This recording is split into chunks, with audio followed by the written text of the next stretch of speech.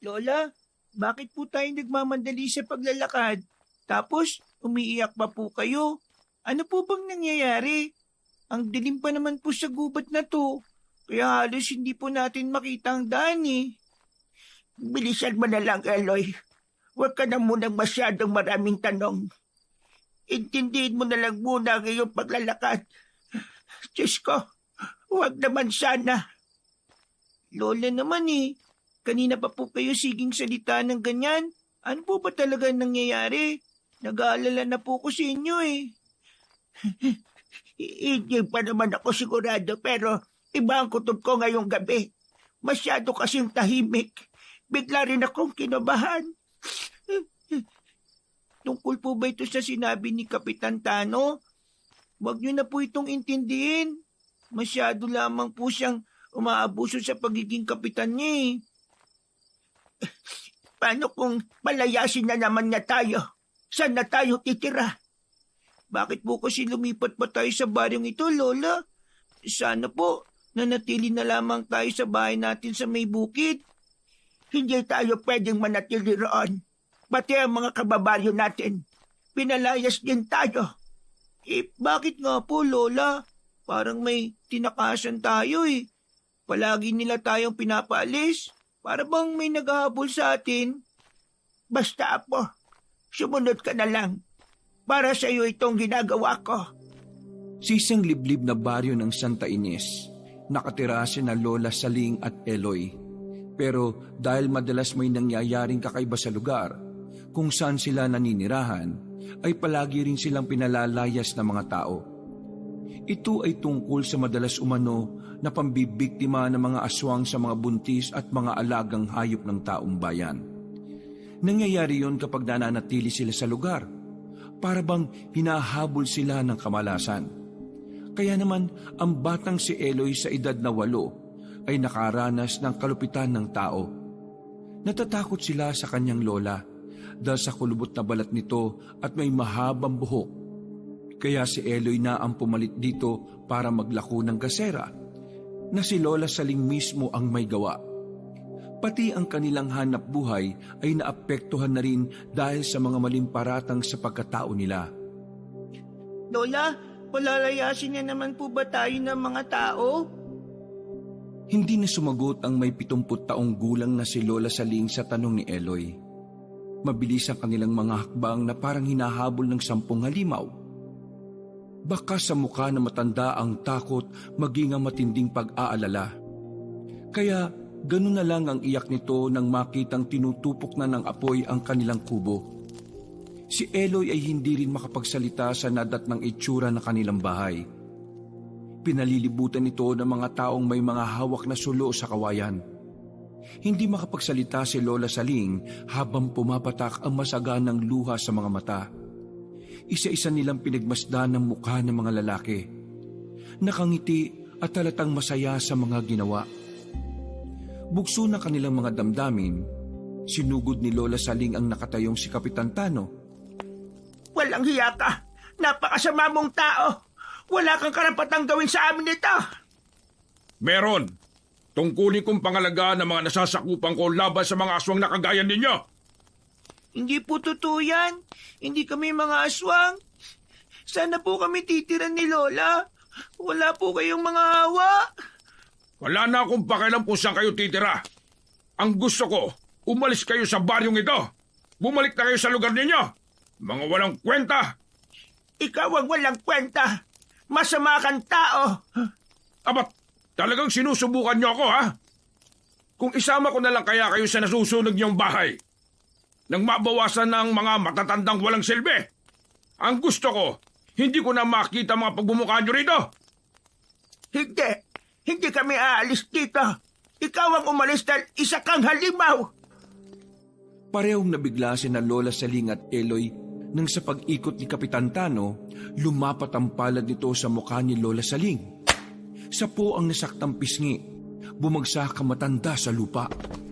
Dala ng galit, sinugod ni Eloy ang kapitan at kinagat niya ang kamay na ginamit nito para saktan ng kanyang lola. Nagulat din si Kapitan Tano at binuhat nito si Eloy at inihagi sa damuhan. Napaigik sa sobrang sakit ng pagtama ng kanyang katawan sa lupa ang bata. Halos nahirapan siyang makahinga. Nag-aalalang napatayo si Lola Saling at mabilis na lumapit sa bata. Inalalayan niya ang apo niya na tumayo, habang galit na humarap kay Kapitan Tano. Napakawalang hiya mo! Pati bata pinapatulan mo! Kahit sa matandang katulad mo, pumapatol ako. Kaya huwag kang magmatigas. Umalis na kayo sa baryong ito. Mga salot kayo! Napalugmok na lang sa lupa si Lola Saling, katabi ang nakatayong si Eloy. Parang gumuho ang kanilang mundo nang makitang walang natira kahit isa sa mga gamit nila. Ito ang kauna-unahang pagkakataong sinunog ang kanilang tahanan. Kaya't isinumpa ni Eloy sa kanyang sarili na babalikan niya ang lahat ng mga taong nagpalaya sa kanila. Patutunayan niyang nagkamali ang mga tao sa paghuhusga sa kanila. Ipapahiya niya ang mga ito. Sige mga kasama, ituloy niyo lang ang ginagawa ninyo ha. Sunugin niyo pa ang bahay ng aswang na yan. Huwag na huwag kayong magtitira nang hindi na sila magtayo ng bahay dyan. Tama na! Maawa kayo! Huwag niyong gawin ito sa amin! Hayaan niyo na po sila, Lola. Ang itim ng kanilang mga budi. Mangyayari sa kanila ang ginawa nila sa atin. Bahala na po ang Diyos sa kanila, Lola. Diyos! Walang Diyos! Ako ang hahatol sa inyo! Walang magagawa ang Diyos mo! Papabor sa akin ang kalikasan sa pagtugis sa mga katulad ninyo.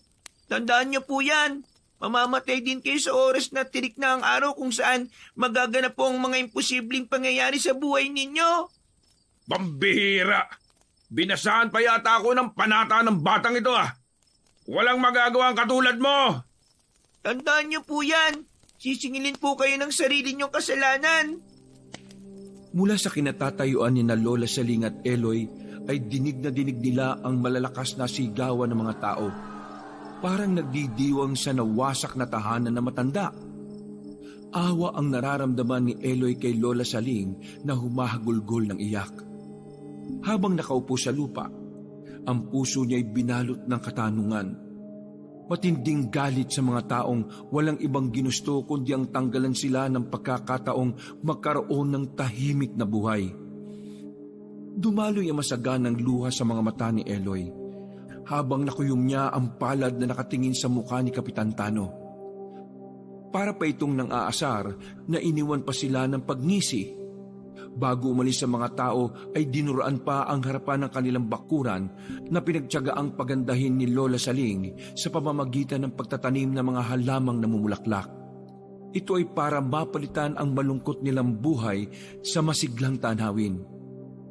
Pero ngayon, naabo at umuusok na kahoy na lang ang natitira sa bahay nila. Ang bahay natin na po, sinira na ng mga taong walang mga puso. Walang awa. Ano na ang gagawin natin? Saan na tayo titira ngayon na po? Tama na po ang pag-iyak, Lola. Baka naman po kayo magkasakit. May karma din po ang mga ginawa nila sa atin. Lumipat na lang po tayo ng ibang matitiran.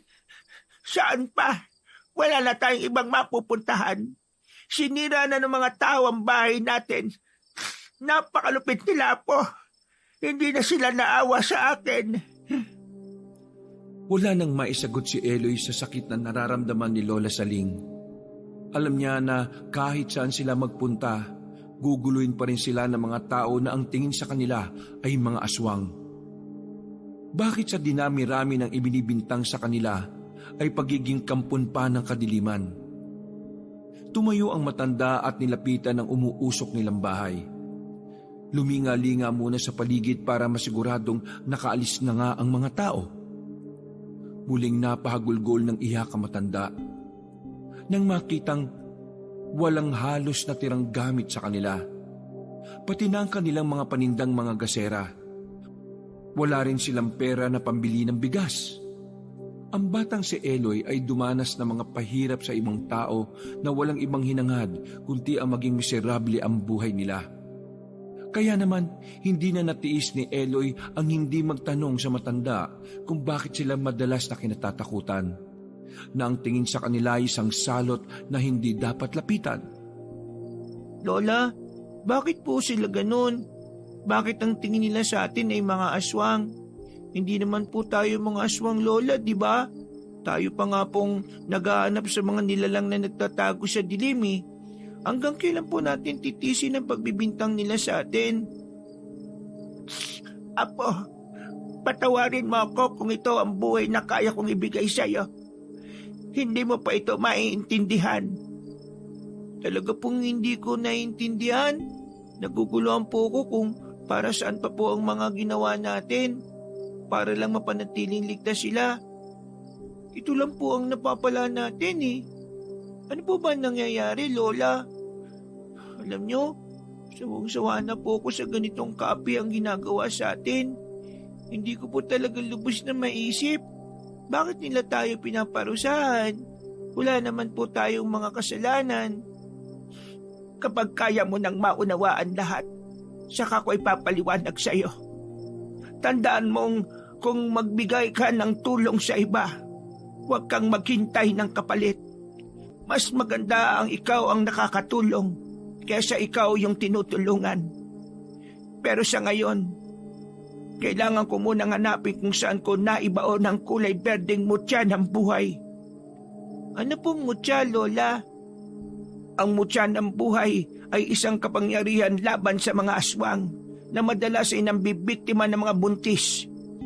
Kung minsan naman ay ginagamit para humaba ang buhay ng isang tao. May kaakibat yun na tungkulin sa nakatakdang mga laga sa mutya. Kaya po ba, kahit matanda na kayo mas malakas pa ho kayo sa kalabaw? Ano po bang itsura ng mutya? Isang hugis bilog na kulay pulang liwanag ang mutya. Para siyang bato na ang liwanag ay piling tao lang ang nakakakita. Lalo na sa liwanag ng sandatang hawak ng tagapagbantay. Para pong agimat na madalas niyong ikwento sa akin? Oo, Apo. Kaya sige na, tulungan mo na lang akong hanapin kung nasaan ang pinagbaunan natin ng haliging may kulay berdeng kahoy. Dahil sa ilalim ko mismo ibinao ng mutya. Hindi siya pwedeng mawala. Mapapadali ang buhay ko at ayaw kong mawala sa tabi mo. Paano ka na? Iniwan ka na nga ng mga magulang mo. Pati ba naman ako'y mawawala pa sa iyo? Sige po, tutulungan po kita, Lola. Kaya lang masyadong mainit pa po ang lupa Baka mapaso po tayo. Samantalahin na natin ang pagkakataon habang may konting liwanag sa lugar na ito. Masyado pang matagal ang oras para hintayin ng mag-umaga. Magsapin ka na lang ng pwedeng magamit natin para matanggal ang mga nakaharang na kahoy. Alam ni Eloy ang tungkol sa pag-iwan sa kanya ng mga magulang niya sa matanda. Kaya nga, ilang beses silang nagpalipat-lipat ng bahay para lang makita ang kanyang ama at ina. Kahit minsan ay hindi siya nagtanim ng sama ng loob sa mga magulang niya. Kaya sumama siya kay Lola Saling para hanapin ang mga ito.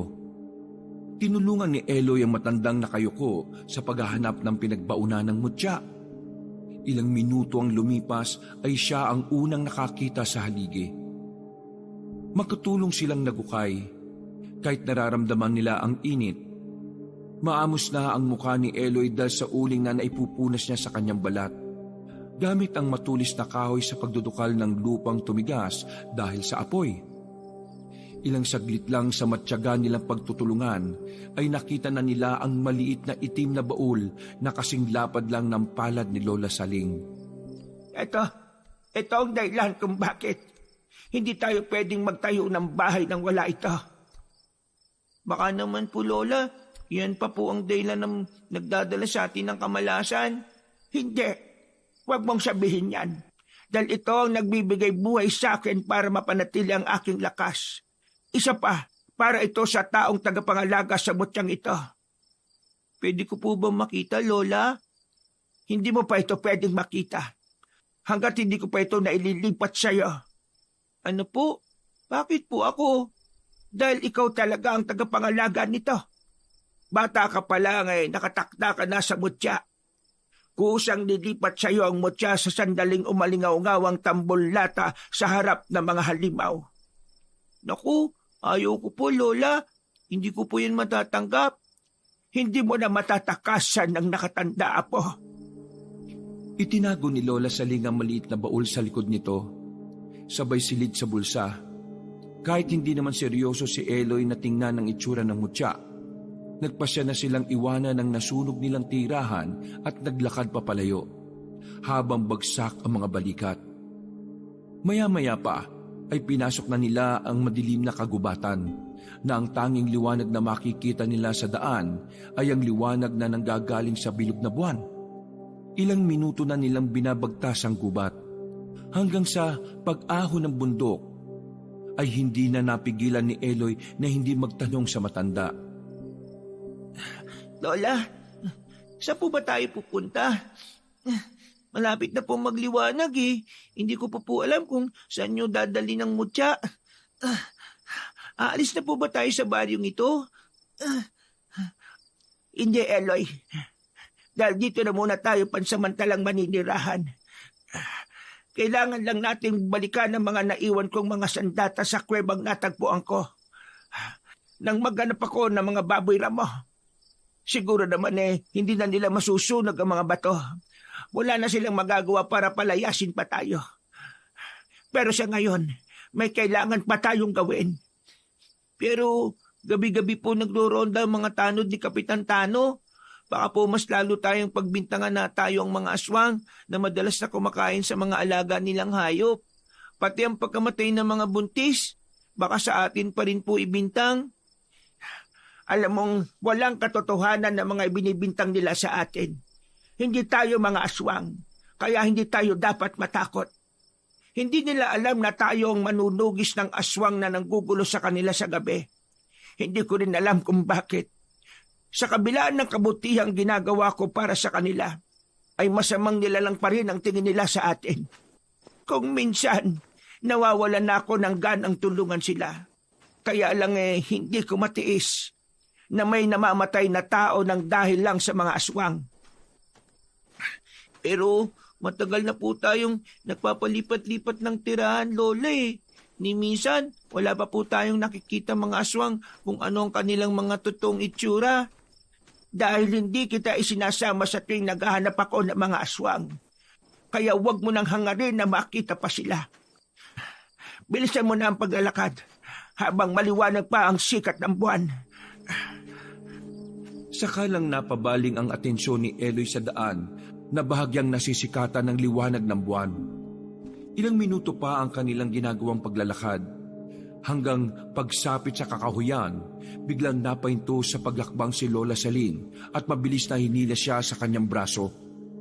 Halata ang pagmamadali sa mga hakbang na parang may nararamdaman itong kakaiba. Sandali po, Lola.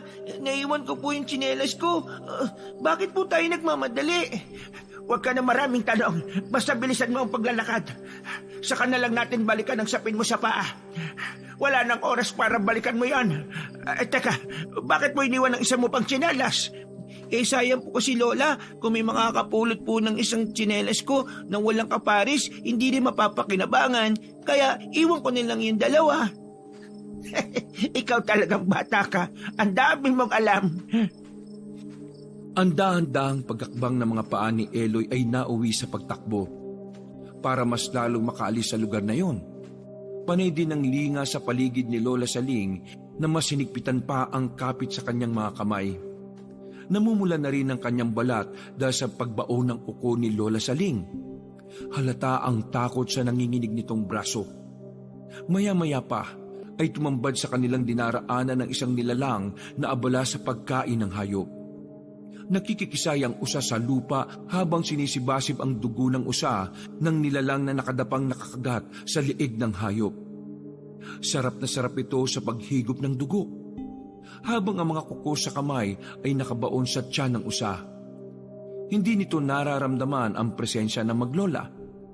Napapalunok ng laway si Eloy habang pinagmamasdan ang paraan ng pagkain ng aswang sa kaawa-awang hayop.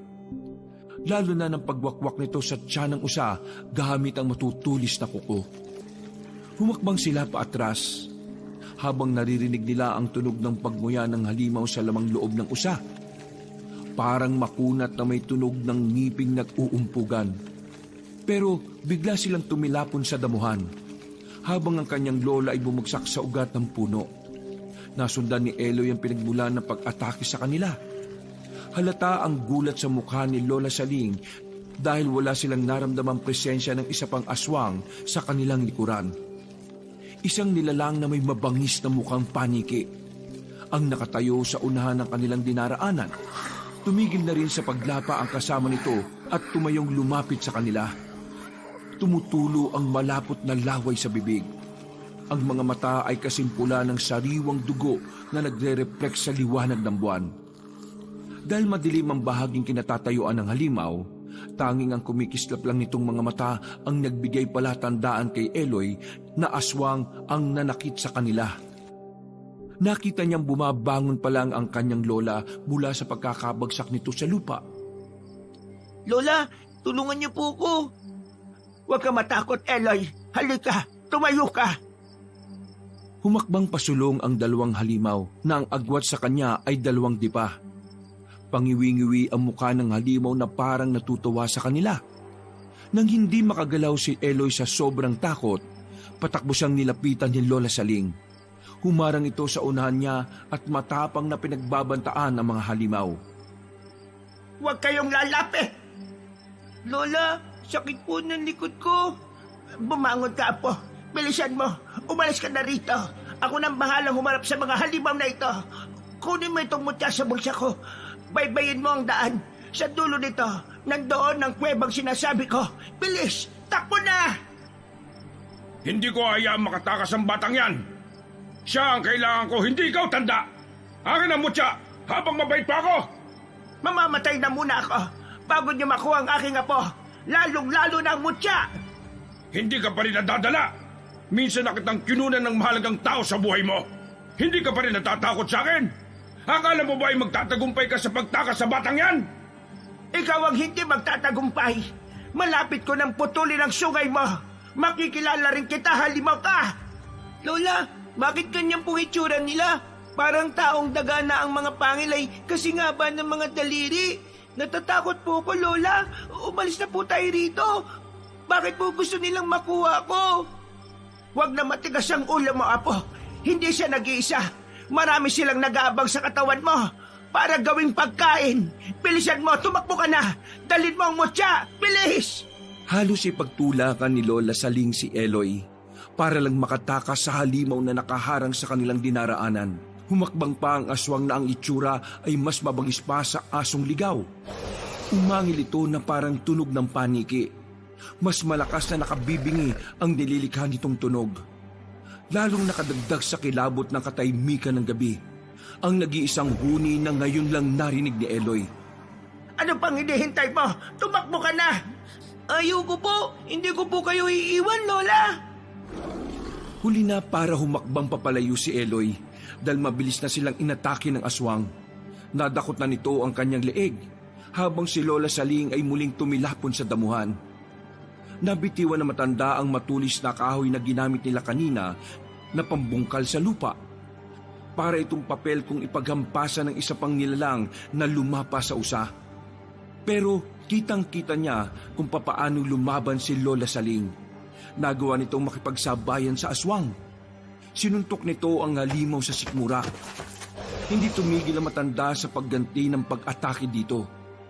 Hanggang nadampot na nito ang matulis na kahoy. Ubod lakas nitong ibinaon ng kahoy sa nakahigang aswang. Ibinaon ni Lola Saling ang kahoy sa pamamagitan ng patalon nitong pagtarak sa dibdib ng kalaban.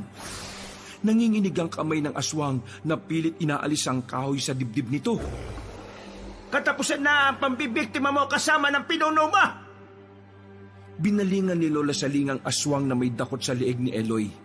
Sinipa ni Eloy ang masilang parte ng katawan ng aswang.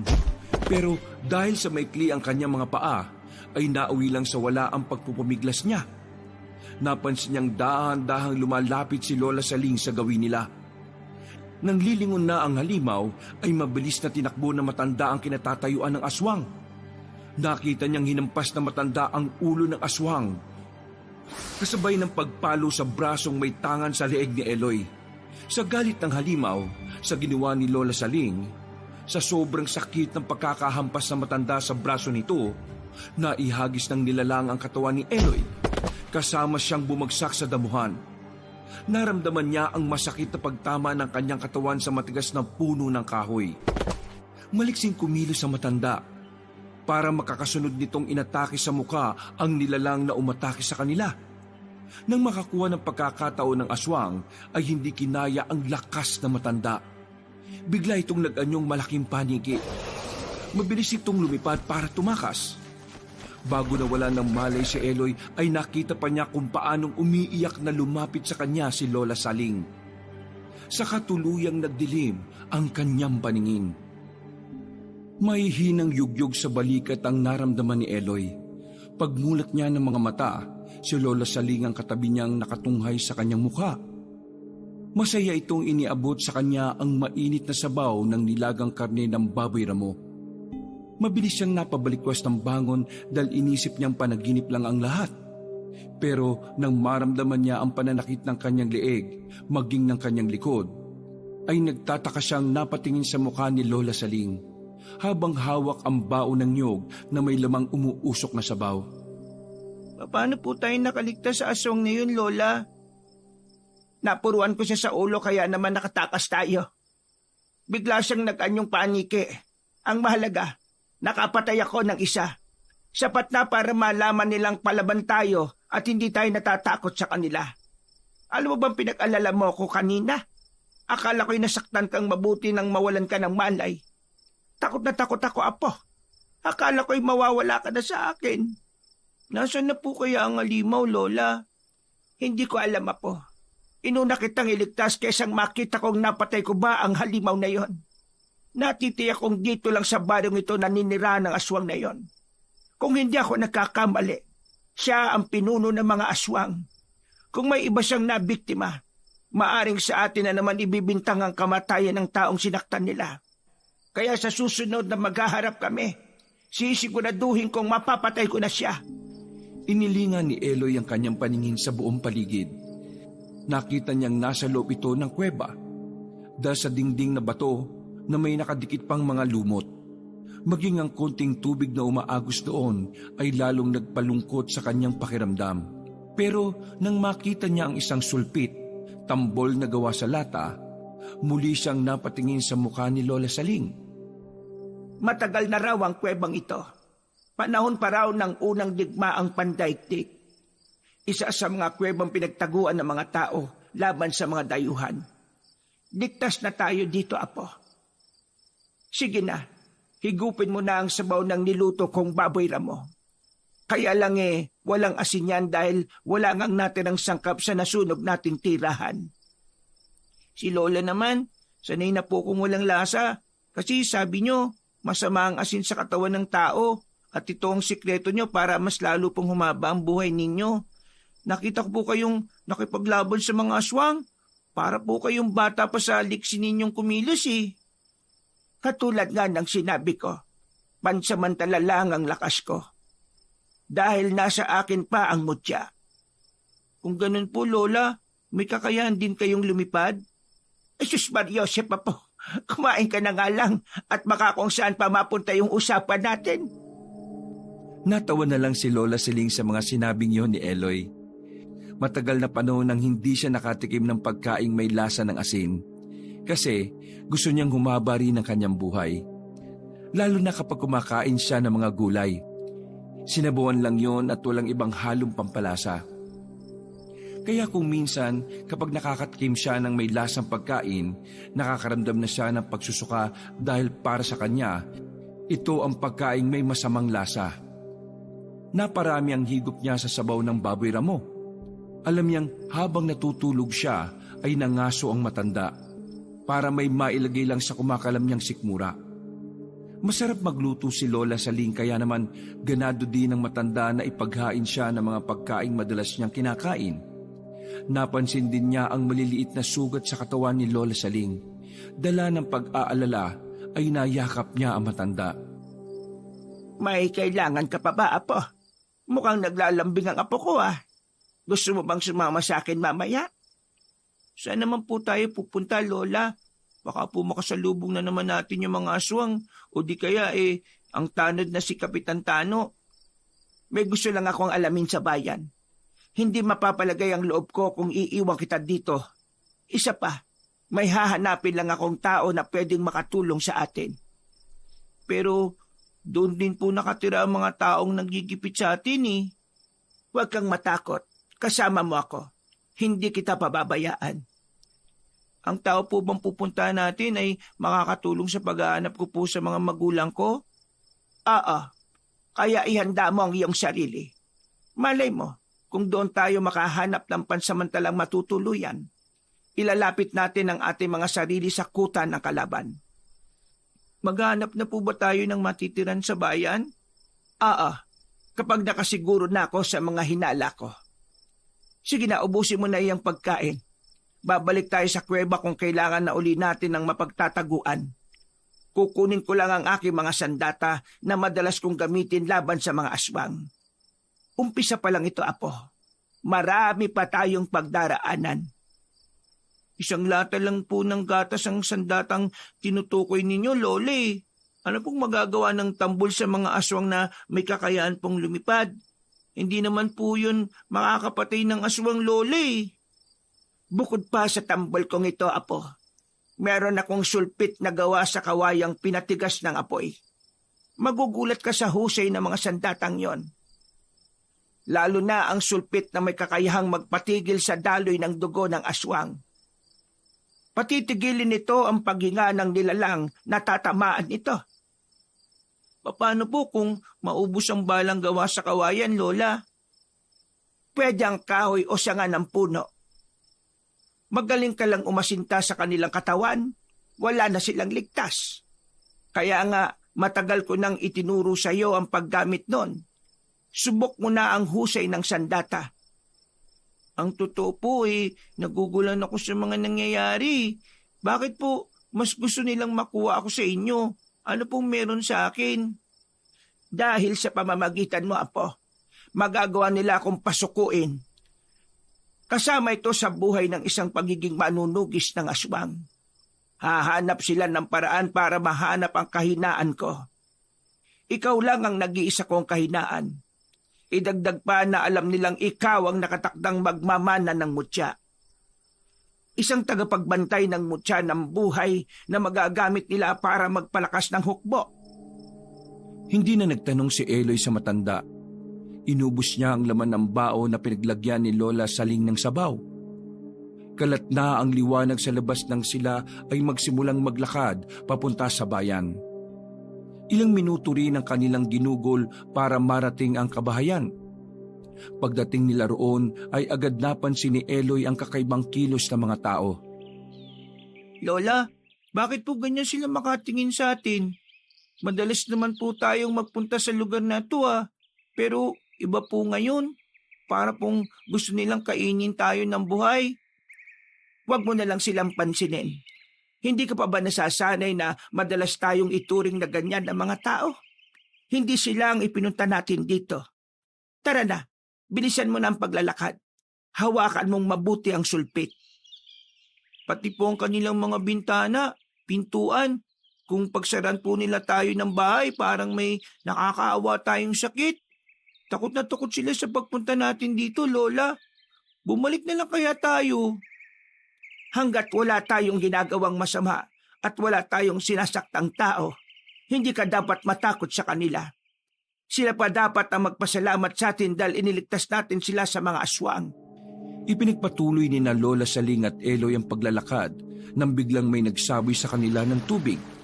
Nagsisisigaw ang babaeng may hawak pa ng timba. Habang pinagmumura silang pinalalayas, sinabi nitong salot daw sila ng kanyang lola. Hindi pa nga ito nasiyahan, nagtawag pa ito ng mga kasama para lang pagtulungan silang saktan. Ipinagmamalaki ng babae ang pagbuhos nito ng tubig sa kanila. Malamig ang naramdaman ni Eloy, lalo na at umihipa ang hangin na nagpanginig sa buo nilang katawan.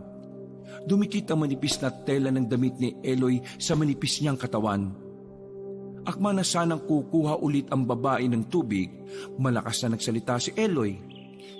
Tama na po. Bakit kayo ganyan? Para kayong mga hindi tao Ang sama po ng mga ugali ninyo. Para kayong walang mga anak. Mga baluktot po ang isip nyo. Ang lamig-lamig po. Binuhusan niyo pa kami ng tubig. Dahil sa sinabi ni Eloy, mas lalong nagalit ang babae. Ibabato sana nito ang hawak na timba nang biglang may humarang na lalaki. Kung titingnan ay nasa edad 45 taong gulang na ito. May kwintas sa leeg at taling panyo sa ulo. Nahawakan ng lalaki ang timba at ibinalik ng bato sa babae. Galit nitong sinermonan ang aling nagbuhos ng tubig kina Eloy at Lola Saling na yakap ang sariling katawan dahil sa lamig. Sumusobra na kayo sa kasama ng ugali nyo ah. Kanina ko pa kayo tinitingnan eh. Pati matandang ito sinaktan nyo. Wala kayong karapatang manakit ng tao ah. Hindi nyo sila dapat husgahan. Dahil hindi nyo pa sila lubusang nakikilala. Kung makatawag kayo ng salot, parang wala kayong naging kasalanan ah. Hindi pa naman ninyo napapatunayang aswang ang matandang ito. Bakit kailangan nyo pang idamay ang bata sa galit ninyo? Biglang sumingit sa usapan ng kadarating pa lang na si Kapitan Tano. Kasama ang mga tano nitong may mga dalang batuta. Aswang ang matandang yan. Kaya ko yung patunayan. Wala lang akong makuhang ebidensya na makapagpapatunay na sila talaga ang aswang na madalas na pumapatay sa mga buntis dito, pati sa mga alaga naming hayop. Isa ka pa, Kapitan. Dapat ikaw ang magpatupad ng katahimikan dito sa baryo eh. Ikaw pa ang pasimuno. Kaya ko nga ito ginagawa eh. Hanggat nandito sa lugar namin na matandang yan, palagi kami magkakagulo. Hanggat wala kayong nakikitang ebidensya, hindi nyo pwedeng pagbintangan na matanda. Sa inyo namang gawin ang ginagawa ninyo sa kanila, ano naman ang mararamdaman ninyo? Bakit ka ba nakikialam dito? Sampid ka lang naman sa lugar na ito. Hindi ka rin naman taga rito ah. Nakabili ka lang ng bahay sa dulo kung umasta ka, parang ikaw na ang kapitan. Abe, akala mo yata, kababaryo mo na kami ah. Lintik. Baka nga kasabot ka ba ng matandang ito Baka may lahi ka ring aswang. Paano kung sabihin ko sa inyo na may minamatsagan din akong aswang dito? At hindi ang matandang itong aswang na tinutukoy ko. Sino ka ba talaga? Hindi na mahalaga kung sino ako. Ang mahalaga, alam ko kung ano ang ginagawa ko. At nasa panig ako ng tama. Ikaw, Kapitan, saan ka ba nakaanib? Aba, kung ayaw niyong tanggapin ang maglola na ito, ako ang tatanggap sa kanila. Ayos lang kami. May mga tao kasing sumunog sa bahay namin sa gitnang kagubatan. Kaya kami nakarating dito. Kagabi naman, bigla kaming inatake ng aswang pero walang gustong maniwala sa amin. Ang masakit, kung sino pa ang inaasahan naming tutulong sa amin, ay siya pa ang nanguna sa pagsunog sa bahay namin. Wala kaming kasalanan para palayasin kami sa aming tirahan. Totoo po, nakita't nakausap ka po namin, Kapitan. Ikaw po'y nagpasunog sa bahay namin Masaya pa nga po kayo kasama ng mga tao. Hindi ko naman tinatanggi yun Tama lang yun sa inyo. Dapat po, alam niyong labag yun sa aming karapatan bilang tao. Natutunan ko po na may mga karapatan din po kami. Imbis magalit si Mang Delo sa pagsingit ni Eloy sa usapan ng mga matatanda, ay natawa pa ito. Ang talino po ng apo ninyo, Lola. Iminulat ko lang siya sa katotohanang nagaganap sa baryong ito. Nakaranas na siya ng iba't ibang klaseng kalupitan. Kaya naman nasanay na siya sa mga lengguwahe nating matatanda. Wala akong pakialam.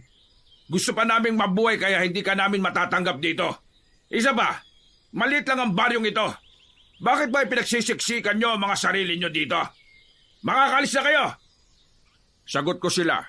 Kapag may nagawa silang mali, ako mismo ang magpapalaya sa kanila. Sino ka ba para utusan ako sa mga gagawin ko? Isa akong albularyo. Kaya alam kong mas kailangan ako ng mga tao rito. Kumpara sa inyo, na walang ibang ginawa kundi ang mangutong ng perang pinaghirapan ng iba. Abat, pinagbibintangan mo ba ako? Magdaan-daan ka sa pananalita mo kung ayaw mong itumba kita rito. O, kita mo na. Masakit ang mapagbintangan, ano? Anong pakiramdam? Kung sa bagay hindi ka masyadong masasaktan dahil hindi bintang yon, kundi totoo. Manahimik ka nga! Kung ayaw mong patigaw palayasin ko! Habang pinagmamasdan ni Eloy ang mga palitan ng sagutan ng mga kalalakihan sa harap niya, ay hindi niya maiwasang hindi magtaka. Bakit ba parang kakaiba ang mga pagkatao ng nasa harapan niya? Parang may hindi siya alam sa pinaghuhugutan ng galit ng dalawang lalaking nag-aaway sa pagtatanggol sa kanya. Kung hindi siya nagkakamali, siguro ito ang taong hinahanap ni Lola Saling na makakatulong sa kanila. Palayasin niyo sa harapan ko ang lalaking ito. Isama niyo ang maglola. Inuubos ito pasensya ko eh. Hahawakan na sana ng mga tanod si Eloy nang hawakan ito ng lalaki sa braso. Pinilipit nitong patalikod ang kamay ng tanod na humawak sa braso ni Eloy. Ganon din ang mga tanod na sabay-sabay na lumapit sa kanila para ipagtabuyang palayo silang dalawa ni Lola Saling. Walang makalapit dahil bawat pagsugod, isa-isa rin bumabagsak ang tanod sa lupa habang namimilipit sa tama ng kamao sa mga katawan nito. Naging maagap kumilos ang tagapagtanggol nila. Napakahusay nitong makipaglaban. Suntok sa sikmura at sipa sa muka ang inaabot ng mga tanod ni Kapitan. Magkakasabay rin ang pagbagsak sa lupa habang putok ang labi at busagra ang nguso. Nagsimula ng magsilabasa ng mga tao para manood sa labanan sa pagitan ng dayo at tanod ni Kapitan. Maya-maya pa ay nakita ni Eloy na kapwa namimilipit sa sakit ng tiyan ng mga tanod. Nakagulong sa lupa habang ang mukha ay halos mapuno ng dugo. Napasigaw si Kapitan sa matinding galit. Hindi nakaimik si Kapitan na biglang namutla ang labi. Hindi ito makapaniwalang napabagsak ng lalaki ang lahat ng mga tanod nito. Kanya-kanyang daing na hindi makatayo. Sa unang pagkakataon, humanga si Eloy sa isang lalaki na may mahusay na kamao. Sa isip niya ay nakahanap rin siya ng katapat ni Kapitan Tano, na balang araw ay matutulad siya rito. Napaatras si Kapitan at hindi na sinubukang lumaban. Mga inutil kayo! Mga walang silbi! Siguro naman, pwede nang tumira sa bahay ko maglola. May araw ka rin! Ipinahiya mo ako sa mga tao rito! Babalikan kita! Lalo ka ng Lola Saling! Tumigil ka! Para kang hindi kapitan sa asta mo! Ikaw ang dapat na magbayad! Wala kang karapatang manatili sa baryong ito! Ikaw ang dapat na umalis! Matapang ka lang! Dahil nakahanap ka ng taong mauuto ninyo para ipagtanggol kayo! Sisiguraduhin kong pagsisisihan nyo ito! Nakahanap din po kayo ng katapat! Tama lang po yan sa inyo! Dinuro muna ng hintuturong kaliwang kamay ni Kapitan si Eloy bago inalalayan ng lalaki si Lola Saling sa paglalakad papunta sa dulo ng daan sa kinaroroonan ng kubo. Malayo sa kapitbahay na may malawak na bakuran. Habang hindi inaalis ni Eloy ang tingin sa lalaking tumulong sa kanila. Nang makalapit sa bahay ay sakalang napagmasdan ni Eloy ang itsura ng kubo. Gawa yun sa kugon at kawayan. May silong na may hagdanan na may 3 baitang sa balkonahe. Hindi masyadong malaki, pero mas maganda yon kumpara sa nasira nilang bahay, na bukod sa tagpi-tagpi ay gawa lamang yon sa dahon ng nyog. Magpahinga muna kayo. Para po kasing napansin kong may mga sugat kayo sa katawan eh. Ikukuha ko na lamang po kayo ng pampalit na damit sa nabasa niyong kasuotan. Maraming salamat, Nelo. Hindi ka pa rin nagbabago. Mahusay ka pa rin pagdating sa pakikipaglaban. Salamat sa pagtulong mo sa amin, ang apo ko. Mang Delo ang pangalan niya, Lola? Siya po ba yung sinasabi niyong tao na kailangan nating hanapin? Oo, Eloy. Utang natin sa kanya ang pagtulong niya. Nako, kasama po yun sa tungkulin ko. Tsak na matutuwa ang asawa ko kapag nalaman niyang nakabalik na kayo. Salamat ulit, Nelo. Huwag na po muna kayo magpasalamat sa akin. Hindi pa po kayo ligtas sa malupit na si Kapitan Tano. Sige po, simula po sa araw na ito, ay dito na muna po kayo titira. Narinig ko po ang ginawa sa inyo ng mga walang yang yon. Nang mawala sa kanilang paningin si Mang Delo, ay nagtatakang napatingin si Eloy sa mukha na matanda. Halatang nanginginig ang katawan dahil sa malamig na tubig sa katawan. Lola, ang swerte po natin, oh. May nakilala tayong mabait na lalaki magtatanggol sa atin laban kay Kapitan. Gano'n na po ninyo katagal nakakilala si Mang Delo? Gusto kong makilala mo siyang mabuti. Nararamdaman kong malaki ang may tutulong niya sa atin. Saka napapansin ko, parang masyado ka na yatang maraming tanong. Gusto ko lang pong malaman lahat, Lola. Lalo na kung anong tulong ang magagawa po ni Mang Delo sa atin. Wala naman po akong sakit eh. Bakit kailangan po natin ng isang albularyo? Tulong para sa pagpuksa sa mga aswang na hukagan. Hukagan? Ano pong hukagan? Ang hukagan ay isang nilalang na umatake sa atin kagabi. Kaya kailangan natin ng tulong niya. Dahil si Delo ang may alam sa bisa ng tambol na lata at sulpit. Bukod pa ron, siya ang tagapagbantay mo laban sa mga magtatangkang umagaw sa mutya. Ang nilalang pong nakasagupan natin kagabi na kahawig ng daga ay isa pong hukagan. Pero tao po ang kanyang katawan. May sungay sa gitna ng kanilang noo. Mabalahibo rin po ang kanilang mga balat eh. Yung aswang po ang totoong pumapatay ng mga babaeng buntis. At dahil po sa kanila, kaya tayong nagdurusa. Ano po magagawa natin laban sa kanila? Ibigay na lang po natin kaya ang mutya, Lola, nang hindi na po nila tayo guluhin. Marami na ang nagbuwis ng buhay para sa mutya. Para mapanatiling hawak ito ng may busilak na puso. Hindi ito pwedeng mapunta sa mga aswang. Pero sa atin naman po ibinibintang ang kasalanan ng mga hukagan eh. Tayong masama sa mata ng mga tao. Lola, bakit po ako? Dahil nasa antas ka ng tamang edad para magbantay sa mutya. Isang batang hindi pa nakakagawa ng maraming kasalanan. Nakatakda ka ng mga laga ng mutya. Kung hindi mo ito gagawin, mas marami pang mga buhay ang mga nganib. Maya-maya pa ay nakabalik na si Mang Delo. May dala na itong mga damit sa kaliwang kamay. May hawak din itong maliit na baul na may lamang mga gamot para sa sugat nila. Nabanggit nitong isa itong albularyo kaya gamit yun ni Mang Delo sa panggagamot. Magpalit na muna kayo ng damit bago ko gamutin ang mga sugat ninyo. Tsak na, nagugutom na rin kayo. Kaya lalabas muna ako. Wag po kayong lalabas hanggat hindi ko po sinasabi ha. Hindi kayo ligtas sa labas, lalo ka na Eloy. Inilapag ni Mang Delo ang dala nitong maliit na baul sa lamesang gawa sa kawayan. Nalantad ang mga boteng may iba't ibang kulay na isa-isa ring inilabas sa lagayan. Ano pong klase mga bote yan, Mang Delo? Mga langis na gawa sa iba't ibang klase ng bulaklak. Katas ng bulaklak ng ilang-ilang at sampagita. Basta may mga mababangong amoy ng bulaklak. Kontra sa mga amoy ng mga aswang para hindi maamoy ang mga sugat natin. Kaya po pala nagtatanim kay Lola ng mga namumulaklak na halaman. Kontra din po pala yun sa mga aswang. Oo, apo, tama ka. Tama si Lola Saling kaya sabihan niyo ako kapag tapos na kayo magpalit ng damit ha.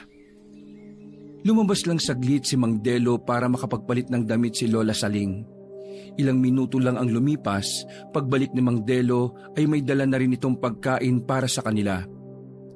Ginamot muna nito ang mga sugat nila bago sumabay sa kanilang pagkain.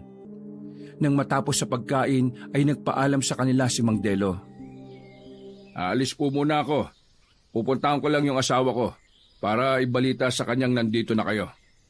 Wag na wag kayong lalabas ng bahay. Isarado niyo ang pinto, maging ang mga bintana, ha? Sige, mag-iingat ka, Delo. Tango lang ang itinugo ni Mang Delo sa paalala ni Lola Saling. Habang si Eloy ay nanatiling nakatingin lang na parang pinag-aaralan ang bawat galaw ni Mang Delo. Nang makalis ito, ay pumasok silang dalawa ni Lola Saling sa kwarto para magpahinga. Mabilis na lumipas ang oras. Pagsapit ng gabi ay hindi dinalaw ng antok si Eloy. Kaya naman bumangon siya para magpahangin sa labas. Yun ang kabilin-bili ng inutos ni Mang Delo sa kanya. Pero sumaway siya. Nakarating pa siya sa likod ng bahay ni Mang Delo. Sa puno ng mangga na may nakabiti na duyan na gawa sa uway. Saglit siyang nagpahinga roon. Pero maya-maya pa ay naamoy niya ang kakaibang simoy ng hangin. Amoy na bubulok na laman ng tao. masangsang na masakit sa ilong. Napabalikwas si Eloy ng pagkakahiga sa duyan. Iginala niya ang kanyang paningin sa loob ng bakuran. Ha? Baka guni-guni ko lang. Ha? Diyos ko! Isang aswang! Halos manlaki ang mga mata ni Eloy nang makita ang nilalang na nakadapo sa bubong ng bahay ni Mang Delo. Isang malaking paniki na ang mukha ay sa daga. Nagbabaga ang mga mata nitong nakatingin sa kanya, habang ang bibig ay hindi maisarada sa nakatukod na 2 pangil nito sa bibig. Nanginginig ang kanyang tuhod na bigla siyang kinilabutan dahil sa paghuni nito na parang uwak. Napasigaw si Eloy sa sobrang takot. Nang pabulusok itong lumipad patungo sa kanyang kinaroroonan, dala ng pagkalito at sa hindi paggana ng kanyang isip, imbis pumasok sa bahay ay sa kagubatan pa siya nagpunta. Inisip niyang mahihirapan ng aswang sa paghabol sa kanya dahil sa mga nagtataasang mga puno. Ilang beses siyang nadapa sa pagtakbo. Pero nasusundan pa rin siya ng hukaga na patuloy na lumilipad sa himpapawid. Idagdag pa ang madilim na daan kaya mas lalo siyang nahirapang tumakbo. Muli siyang nadapa sa ugat ng punong nakaharang sa kanyang dinaraanan. Pagbangon niya ay nasa harapan na niya ang nilalang. Nakangisi itong humahakbang papalapit sa kanya. Mas tumindi ang amoy ng mabahong singaw ng hangin mula sa katawan nito. Huwag kang lalapit, Halimaw! Layuan mo ako! Bigla siya nitong ginambahan sa dibdib at mabilis na kinagat ng kanyang balikat. Hindi pa ito nasiyahan ay lumipat pa yon sa kanyang braso. Pilit pinaglalabanan ni Eloy ang malakas na aswang na walang tigil sa pag-atake sa kanyang katawan. Muling umalingaw-ngaw ang malakas niyang sigaw, habang pilit iniiwasan ng pangil ng aswang. Sa pagpupumiglas niya, ay nawalan siya ng balanse. Natumba siya sa lupa dahil sa sobrang sakit na kanyang nararamdaman. Dumapa rin ang aswang sa ibabaw niya at kumagat pa sa kanyang hita. Umuungol pa ang nilalang na parang nasasarapan sa lasa ng kanyang dugo.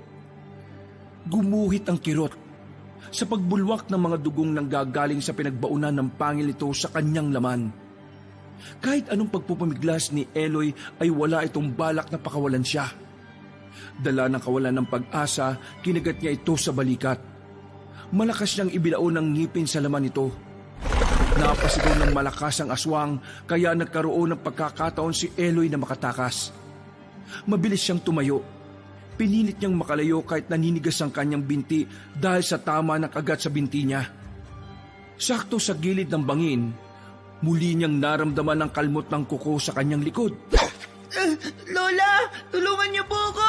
Lola! Pero walang nakakarinig sa malakas na sigaw ni Eloy. Ramdam na ramdam ang matinding takot sa boses niya. Mas lalong lumakas ang sigaw ng aswang nang makita ang masaganang dugo na umaagos sa kanyang sugat. Para itong nababaliw na akba na sanang uulitin ang pagkagat sa kanya. Nang mula sa puno ay may tumalon na isang babae. May hawak itong pana na may palaso. Saktong pagbagsak ng babae sa lupa ay inasinta nito ang aswang na nasa likuran niya. Tumama ang palaso sa dibdib ng Halimaw at inulit pa yon sa binti. Halos tattarin ng pana ng babae ang katawan ng Halimaw na umatake kay Eloy. Dahil sa pagkabigla sa bilis ng pangyayari, paluhod na bumagsak sa lupa si Eloy. Habang namamanhid ang kanyang katawan dahil sa mga tama na kagat sa kanyang laman, kitang-kita niya rin kung paanong paulit-ulit na pinana ng babae ang nakahigang aswang sa lupa. Kumalat ang dugo sa damuhan, pati na ang mga tumalsik sa katawan ng babae. Bago ito lumapit sa kanya, nahalata ang pagod sa boses. Diyos ko! Anong ginagawa ng isang bata sa gubat na ito? Halika, kumapit ka sa braso ko. Sumampa ka sa likod ko. Baka maubusan ka na ng dugo. Tulungan niyo po ko, Ali. Ang sakit po. Oo, huwag ka muna magsalita. Lalong bumubulwak ang dugo sa sugat mo. Lakasan mo lang ang loob mo. Malapit lang ang bahay ko rito. Ano ba kasing ginagawa mo sa gubat na ito? Hindi mo ba alam na maraming nagkalat na aswang sa lugar na ito? Piniling manahimik ni Eloy habang nararamdaman ang pamimigat ng talukop ng kanyang mga mata. Pati ang malakas na hingal ng babaeng may pasan sa kanya. Huwag ka matutulog. Mahihirapan akong gamutin ka dahil baka hindi ka na magising. Mabuti na lang at nagkataong nasa bahay ang asawa ko manggagamot. Ramdam na ramdam ni Eloy ang pag-aalala sa boses ng hindi nakikilalang babae. Ilang saglit pa ay naramdaman niya na parang pumasok sila sa isang bahay dahil narinig niya ang paglagit-ngit ng pinto. Kahit nakapikit ang kanyang mga mata, ay parang nakikinikinita niya na maayos ang kubong pinagdalhan sa kanya. Maya-maya pa ay naramdaman niya ang malambot na higaan. Nawala sa kanyang tabi ang babae, pero ang yabag ng mga paa nito ay naririnig niyang nagmamadali. Pagbalik ay may dala na itong plangganang may tubig. Hindi niya magawang maimulat ang kanyang mga mata. Natatakot siyang makita ang itsura ng sugat na may malalim na tama na kagat sa kanyang binti. Nakakuyom ang kanyang kamay na pilit pinaglalabanan ng sakit, habang ang paghila ng antok ay lalong nagbibigay pahirap sa kanya. Lilinisan ko muna itong sugat mo habang inihahanda ng asawa ko ang mga gamot para sa iyo. Konting tiis lang. Maya-maya ay may tutulong na sa iyo para matanggal ang lason ng hukagan. Kapag natapos na siya sa paglalagay ng gamot, tiisin mong huwag matulog. Kailangan matanggal sa sugat ang lawi ng hukagan para hindi ka mahawa sa pagiging aswang. Makamandag ang kagat nila. Isang araw lang ay tinatagal ng tao para mabuhay. At mabuhay ka man, ay isa ka ng aswang na walang naaalala, kundi ang kumain ng laman loob ng tao. Sa pamamanhid ng katawan ni Eloy ay tanda na may laso na ang kanyang dugo. Naninigas ang kanyang binting may tama ng kagat. Maging ang kanyang daliri ay hindi na rin niya maigalaw. Mas lalo siyang natatakot nang maramdaman niya ang abnormal na pagtirik ng kanyang mga mata. Hindi niya mapigilan ang pagbubula ng kanyang bibig habang umaagos ang malapot niyang laway, pati ang mainit na likidong gumuguhit sa kanyang sugat. Halos kapusin siya ng paghinga, na ang pakiramdam niya ay katapusan na niya. Hindi na siya makapagsalita para humingi ng tulong sa babaeng nagligtas sa kanya. Bawat hagod nito ng basang tela sa sugat niya, pagpigil sa hinga ang nararanasan niya. Puro pag-ungol lamang ang kanyang nagagawa. Mainit na rin ang pakiramdam niya sa temperatura ng kanyang balat. Para siyang nilalagnat at sunod-sunod na nagsusuka ng malalapot na kulay itim na likido. Lahat ng paghihirap ay nararanasan niya. Sa dami ng tama ng kanyang kagat sa katawan, mas lalong nataranta ang babae sa paglilinis ng kanyang sugat, lalo na nang makita ang reaksyon ng kanyang katawan. Diyos ko, nakasan mo ang loob mo. Labanan mo ang laso ng laway ng hukagan. Patawarin mo ko kung nahuli ako ng dating. Kahit hindi nakikita ni Eloy ang mukha ng babae, nararamdaman niya ang mga luha sa mga mata nito. Nanlalamig ang palad ng babaeng mahigpit na nakahawak sa kanyang kamay. Maya-maya pa ay narinig niya ang pamilyar na boses ni Mang Delo. Punong-puno ng pag-aalalang sinapo ng palad nito ang kanyang noo. Ganon din ang umiiyak na boses ni Lola Saling. Hindi niya maisip kung papaanong nakarating ang kanyang lola sa bahay ng babaeng nagligtas sa kanya. Anong nangyari sa apo ko? Ako po ang dapat na magtanong niyan sa inyo, Lola. Kayo po ang kasama niya sa silid. Hindi niyo naramdaman na lumabas siya? Kaya nagkaganyan ng batang yan dahil sa katigasan ng ulo niya. Sinabi ko nang huwag lalabas ng bahay, pero hindi siya nakinig. Muli na naman po yata kaming mabibigo sa pagbabantay sa tagapangalaga ng mutya. Masyado ako napagod sa 2 araw na walang tulog pagkatapos ng mga nangyari sa amin. Kaya naman, nakatulog na ako ng mahimbing. Hindi ko na malaya na lumabas si Eloy. Tulungan niyo siya, nakikiusap ako. Iligtas niyo ang apo ko. Iligtas niyo. Nadala po ba ninyo ang tambol at ang sulpit? Mas makabubuting dito na muna kayo magtago ni Eloy, habang hindi ko pa nasisigurong ligtas kayo sa baryong ito. Naririnig ni Eloy ang usapan ng mga tao sa kanyang paligid. Kung pakikinggan ng mabuti, para bang matagal na silang magkakilala. Alam nila ang kanilang ginagawa. Maya-maya pa ay narinig niya ang mahihinang tambol ng tunog ng nanggagaling sa lata. Sa loob ng silid ng pinagdalhan sa kanya. Para siyang hinihila sa pagtulog. Hanggang mawala na ang kirot ng sugat niya sa kanyang katawan. Napalitan ng magaang na pakiramdam. Kaya naman nalaman niyang hindi basta-basang sandata ang nadala nila ni Lola Saling, kundi mabisang pangontra rin sa sakit na dulot ng lason sa kagat ng hukagan. Dahan-dahan niyang iminulat ng kanyang mga mata na indikasyon na nabawi na niya ang nawalang lakas. Nakita niya si Mang Delo. Abala ito sa paglalagay ng langi sa mga sugat niya. Habang ang babaeng nagligtas sa kanya ang siyang nagpupunas ng kulay puting tela sa mga dugong nakadikit sa kanyang balat. Si Lola Saling naman ay walang tigil sa paghampas ng patpat sa lata para lumikha ng tunog na nakakatanggal sa sakit na nararamdaman niya. Kumusta na ang pakiramdam mo? Ano bang pumasok sa isip mo na imbis na magtago ka sa bahay, sa gubat ka pa nagpunta? Natakot po kasi ako sa mukha ng paniki na umatake sa akin kanina eh. Kitang-kita ko po yung hukagan. Nasa bubong po siya ng bahay ni Mang Delo. Kaya po siguro mainit ang pakiramdam ko kanina eh. Dahil may mga nagbabantay po sa amin na aswang. Hindi ko po naisip na mas mapapahamak po ako kung pupunta ako sa gubat. Hindi ko po sinasadya na pag-alalanin ko po kayo. Matigas kasi ang ulo mo eh. Pinag-alala mo si Lola Saling. Paano kung hindi ka kaagad natulungan ni Belinda? Hindi mo ba naisip na maaari kang mamatay sa ginawa mo? Pasensya na po, Mang Delo. Patawarin niyo po ako. Hindi ko na po ulitin.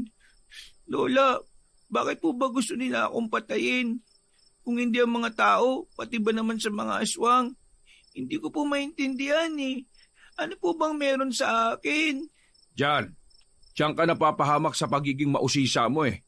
Palagi kang maraming tanong. Delo, patayan. Huwag kang padadala sa damdamin mo. Eh nakakasuya na eh. Siya na nga ang tinulungan, siya pa ang ayaw makinig.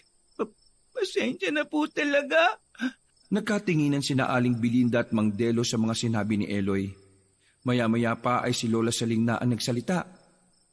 Hindi ikaw ang totoong pakay nila, Apo, kundi ang mutyang iniingatan ko. Ililipat ko sa iyo yon kapag sumikat na ang unang pagbilog ng buwan. Ayaw ko po. Hindi ko po yung matatanggap dahil sa mutya 2 beses na po ako muntikan na mapahamak. Duwag po ako. Wala po akong kakayahang lumaban sa kanila. Umalis na po tayo dito, Lola. Ayaw ko na po dito. Natatakot na po ako eh. Hindi mo na matatakasan ang nakatakdang mangyari sa buhay mo. Kahit tanggihan mo pa ito, 2 lang ang pamimilian mo. Una ay kamatayan, pangalawa ay ang pagtanggap sa mutya. Pero para po sa akin, pareho lang pong katapusan ng buhay ko ang mapipili ko eh. Siguro po, habang naghihirap po ako, masayang-masayang namumuhay ang mga magulang ko sa pag-abandon na po nila sa akin. Bakit naman napunta sa mga magulang mo ang usapan? Habang tumatagal po, mas naiintindihan ko pong hindi nila ako mahal. Wala silang kaalam-alam na naghihirap po ako ngayon. Habang sila, masayang namumuhay sa malayong lugar, sa baryong tahimik, na walang aswang. Bumagsak ang mga luha sa mga mata ni Eloy. Pumatak yun hanggang sa kanyang unan. Naramdaman niya ang awa sa haplos ng kamay ni Aling Belinda sa kanyang mainit na palad. Habang si Lola Saling ay tahimik lang na nagpapatunog ng mahinang tambol sa lata. Sa kabila ng pananahimik na matanda ay ang matinding pananakit naman ng tenga nito. Dahil sa tunog na naririnig mula sa tambol. Ito ang epekto sa matatandang may edad 70 taong gulang pataas. Kapalit ng ginhawa naman sa mga ugat ni Eloy. Napansin ni Eloy na dumudugo ang tenga ni Lola Saling. Hindi naman siya makabangon para tulungan ang matanda. Lola, ang tenga niyo po. Huwag mo kang alalahanin. Ang mahalaga, gumaling ka na. Makakatulong ang tambol sa pagkawala ng sakit ng mga sugat mo. Ang sulpit na kawayan ay nasa ulinan mo. Matuto kang lumaban sa mga halimaw na gumagambala sa iyo. Patunayan mong hindi ka natatakot sa kanila. Pati po ba ako, Lola Saling? Yan din ang ituturo sa bata. Ang dapat sa kanya ay tahimik na buhay. Hindi po ba kayo nag-aalalang baka mapahamak ulit si Eloy? Ayaw ko na, itigil na po natin ito. Sawang-sawa na rin ako sa laban ng walang katapusan. Alam ko ang ginagawa ko at kung ano ang mas makabubuti sa apo ko. Kailangan niya matutong lumaban para sa buhay niya. Matanda na ako. Paano pa siya mabubuhay kung hahayaan niya ang mga hukagad? Dahil kung magaling siyang makipaglaban sa mga aswang, ay hindi niya sasapitin ang dami ng tama ng kagat sa katawan niya.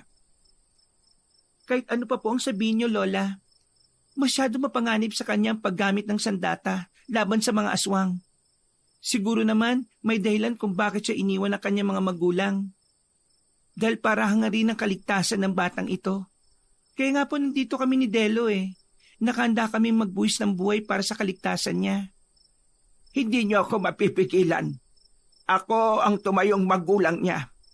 Kaya alam ko kung ano ang dapat niyang gawin. Ang mutyang hawak ko ay hindi talaga sa akin, kundi nakalaan kay Eloy. Hindi ako pwede habang buhay na itago ito. Dahil kapag hindi ito napunta kay Eloy, magkakaroon siya ng malubhang sakit. Malaki ang responsibilidad na nakaatang sa balikat niya. Kaya tama lang na matuto siyang lumaban. Ano pong totoong kakayahan ng mga ukagan para pagandaan silang mabuti? Nakita ko po kasing may kakayahan ng aswang na mag-anyong paniki, daga, at kung ano pang naisin nilang gayain. Hindi ko lang po maintindihan, bakit po ako? Wala naman po akong dugong mandirigma para magmay-ari ng mutya. Hindi sila nanggagaya. Yun ang tunay nilang itsura. Ang tambol na pinatutunog ni Lola Saling ay ang bagay na kayang magpatigil sa galaw ng mga aswang. Sa ganoong paraan, madali mong maatake mga kalaban gamit naman ang iyong sulpit. Yun ang totoong dahilan kung bakit gusto kanilang patayin. Dahil para sa kanila, ang batang may edad 8 ang may kakayahang pagpasahan ng mutyang buhay laban sa kanilang lahat. Dahil ikaw ang bunga ng pagmamahalan ng dalawang lahi, isang normal na tao at isang hukagan. Po? Mabuting aswang ang ama mo, at kapag napunta sa iyo ang mutya, hindi ka matutulad sa tatay mo. Oo, apo, may dugo kang aswang kaya kung mapapansin mo, binibigyan kita ng mga pagkain walang sangkap na asin o bawang. Totoo po ba yan, Lola? Oo, apo. Kaya sana sikapin mong maging mabuting tao. Kaya po ba nila tayo pinalalayas dahil alam nila? Wala silang alam sa totoong pagkatao mo. Ang alam nila'y hawak mo ang mutya. Para kang banta sa kanila. Malalaman mo kung bakit kanila gustong patayin sa sandaling matutunan mo ang mga orasyong magbibigay ng bisa sa mga sandatang yan. Tandaan mo na kapag nasa iyo na ang mutya, ay hindi ka na dapat titikim ng may asin. Dahil kapag nangyari yon, magiging isa kang halimaw na hindi maaalala ang taong nagpalaki sa iyo. Walang makakapigil sa pagiging aswang mo, kundi ang kamatayan lang. Bakit po alam niyong tungkol sa bagay na yan? Samantalang ako po, walang kaalam-alam sa mutya. Sino po ba kayo?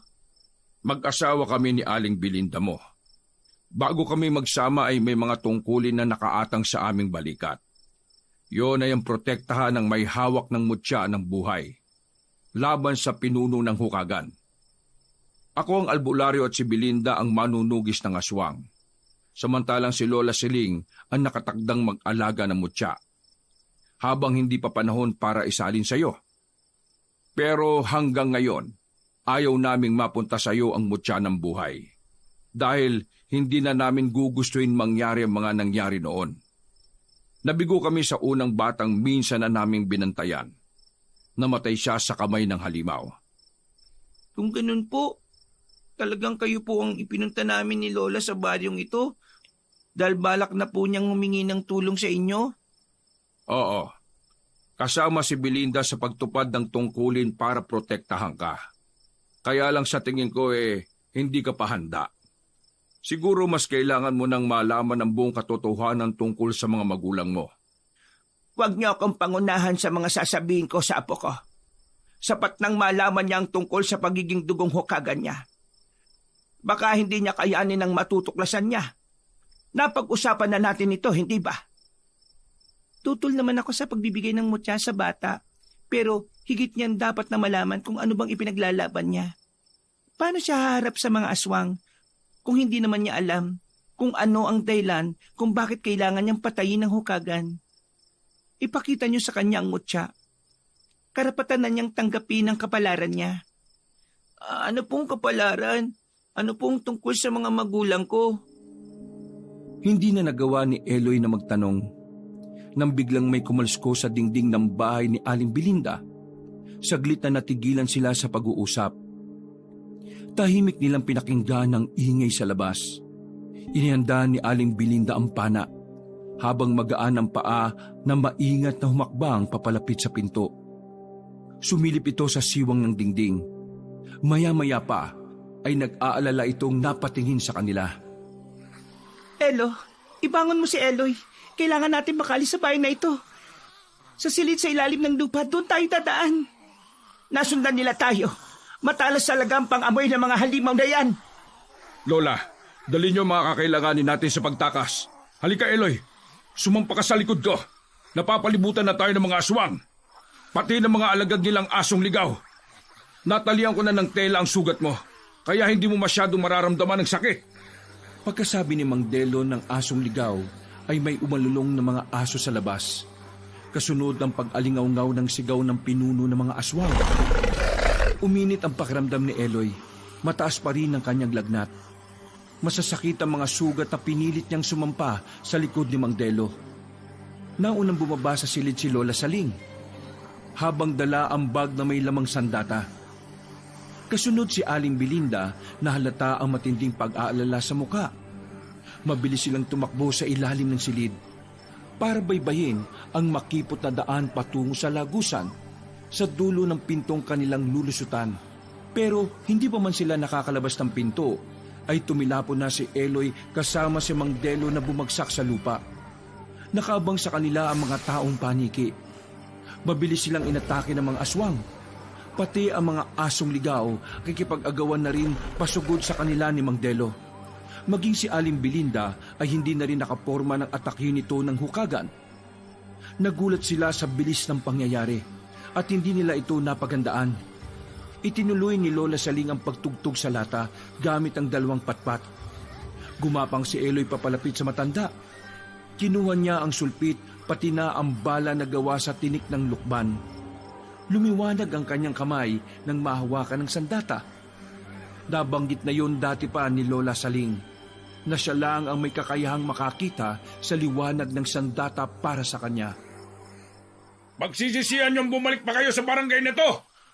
Wala kayong kadala-dala matapos kong patayin ang una niyong tagapagmana. Ngayon naman ang lakas ng loob niyong gamitin sa akin ang sandatang walang silbi. Tama ng satsat. Hindi ka ngayon makakaligtas sa sandata namin laban sa iyo. Wala na kayong magagawa. Kung dati ay nakaligtas kayo sa akin, ngayon ay sisiguraduhin kong mamamatay na kayo sa mga kamay ko. Pagkatapos yung patayin ng asawa ko at mga anak, ang lakas ng loob niyong bantaan ako. Sige mga kasama, patayin silang lahat. Huwag kayong magtitira. Pasugod itong tumakbo sa gawin ni Mang Delo. Habang hindi iniinda ang tugtog na nililikha ng matanda, pati ang sulpit na ginamit ni Eloy para patamaan ang mga mata ng kalaban, ay baliwalang hindi rin ito pinapansin. Hanggang makalapit ito sa nakatayong si Mang Delo na panay ang wisik ng langis sa ibang alagad ng hukagan. Saktong makalapit ang pinuno ay tinabig ng halimaw ang boteng hawak ni Mang Delo. Saka sinuntok nito ang sikmura ni Mang Delo. Pasadsad itong bumagsak sa lupa at natapon ang kaunting langis sa boteng hawak nito. Mabilis ang ginawa nitong pagbangon at gumanti ng suntok sa pinuno. Sinalubong nito ng sipa ang muling pag-atake ng aswang na hukagan. Maging si Aling Belinda ay walang tigil sa pagpapalipad ng palaso sa ere. Isa-isang bumagsak sa lupa ang mga asong gubat na tinamaan ng pana sa pagitan ng mga mata. Asintadang walang palya ang bawat pag-atake ni Aling Belinda. Lahat ay bumabagsak sa damuhan habang bumubula ang bibig. Nagkikisay na parang nakainom ng lason. Maya-maya pa ay umalingaw-ngaw ang pagsambit ng orasyon ni Lola Saling kasabay ng tunog na malakas na pagtambol nito sa lata. Nagkagulo ang mga nilalang na umatake sa kanila.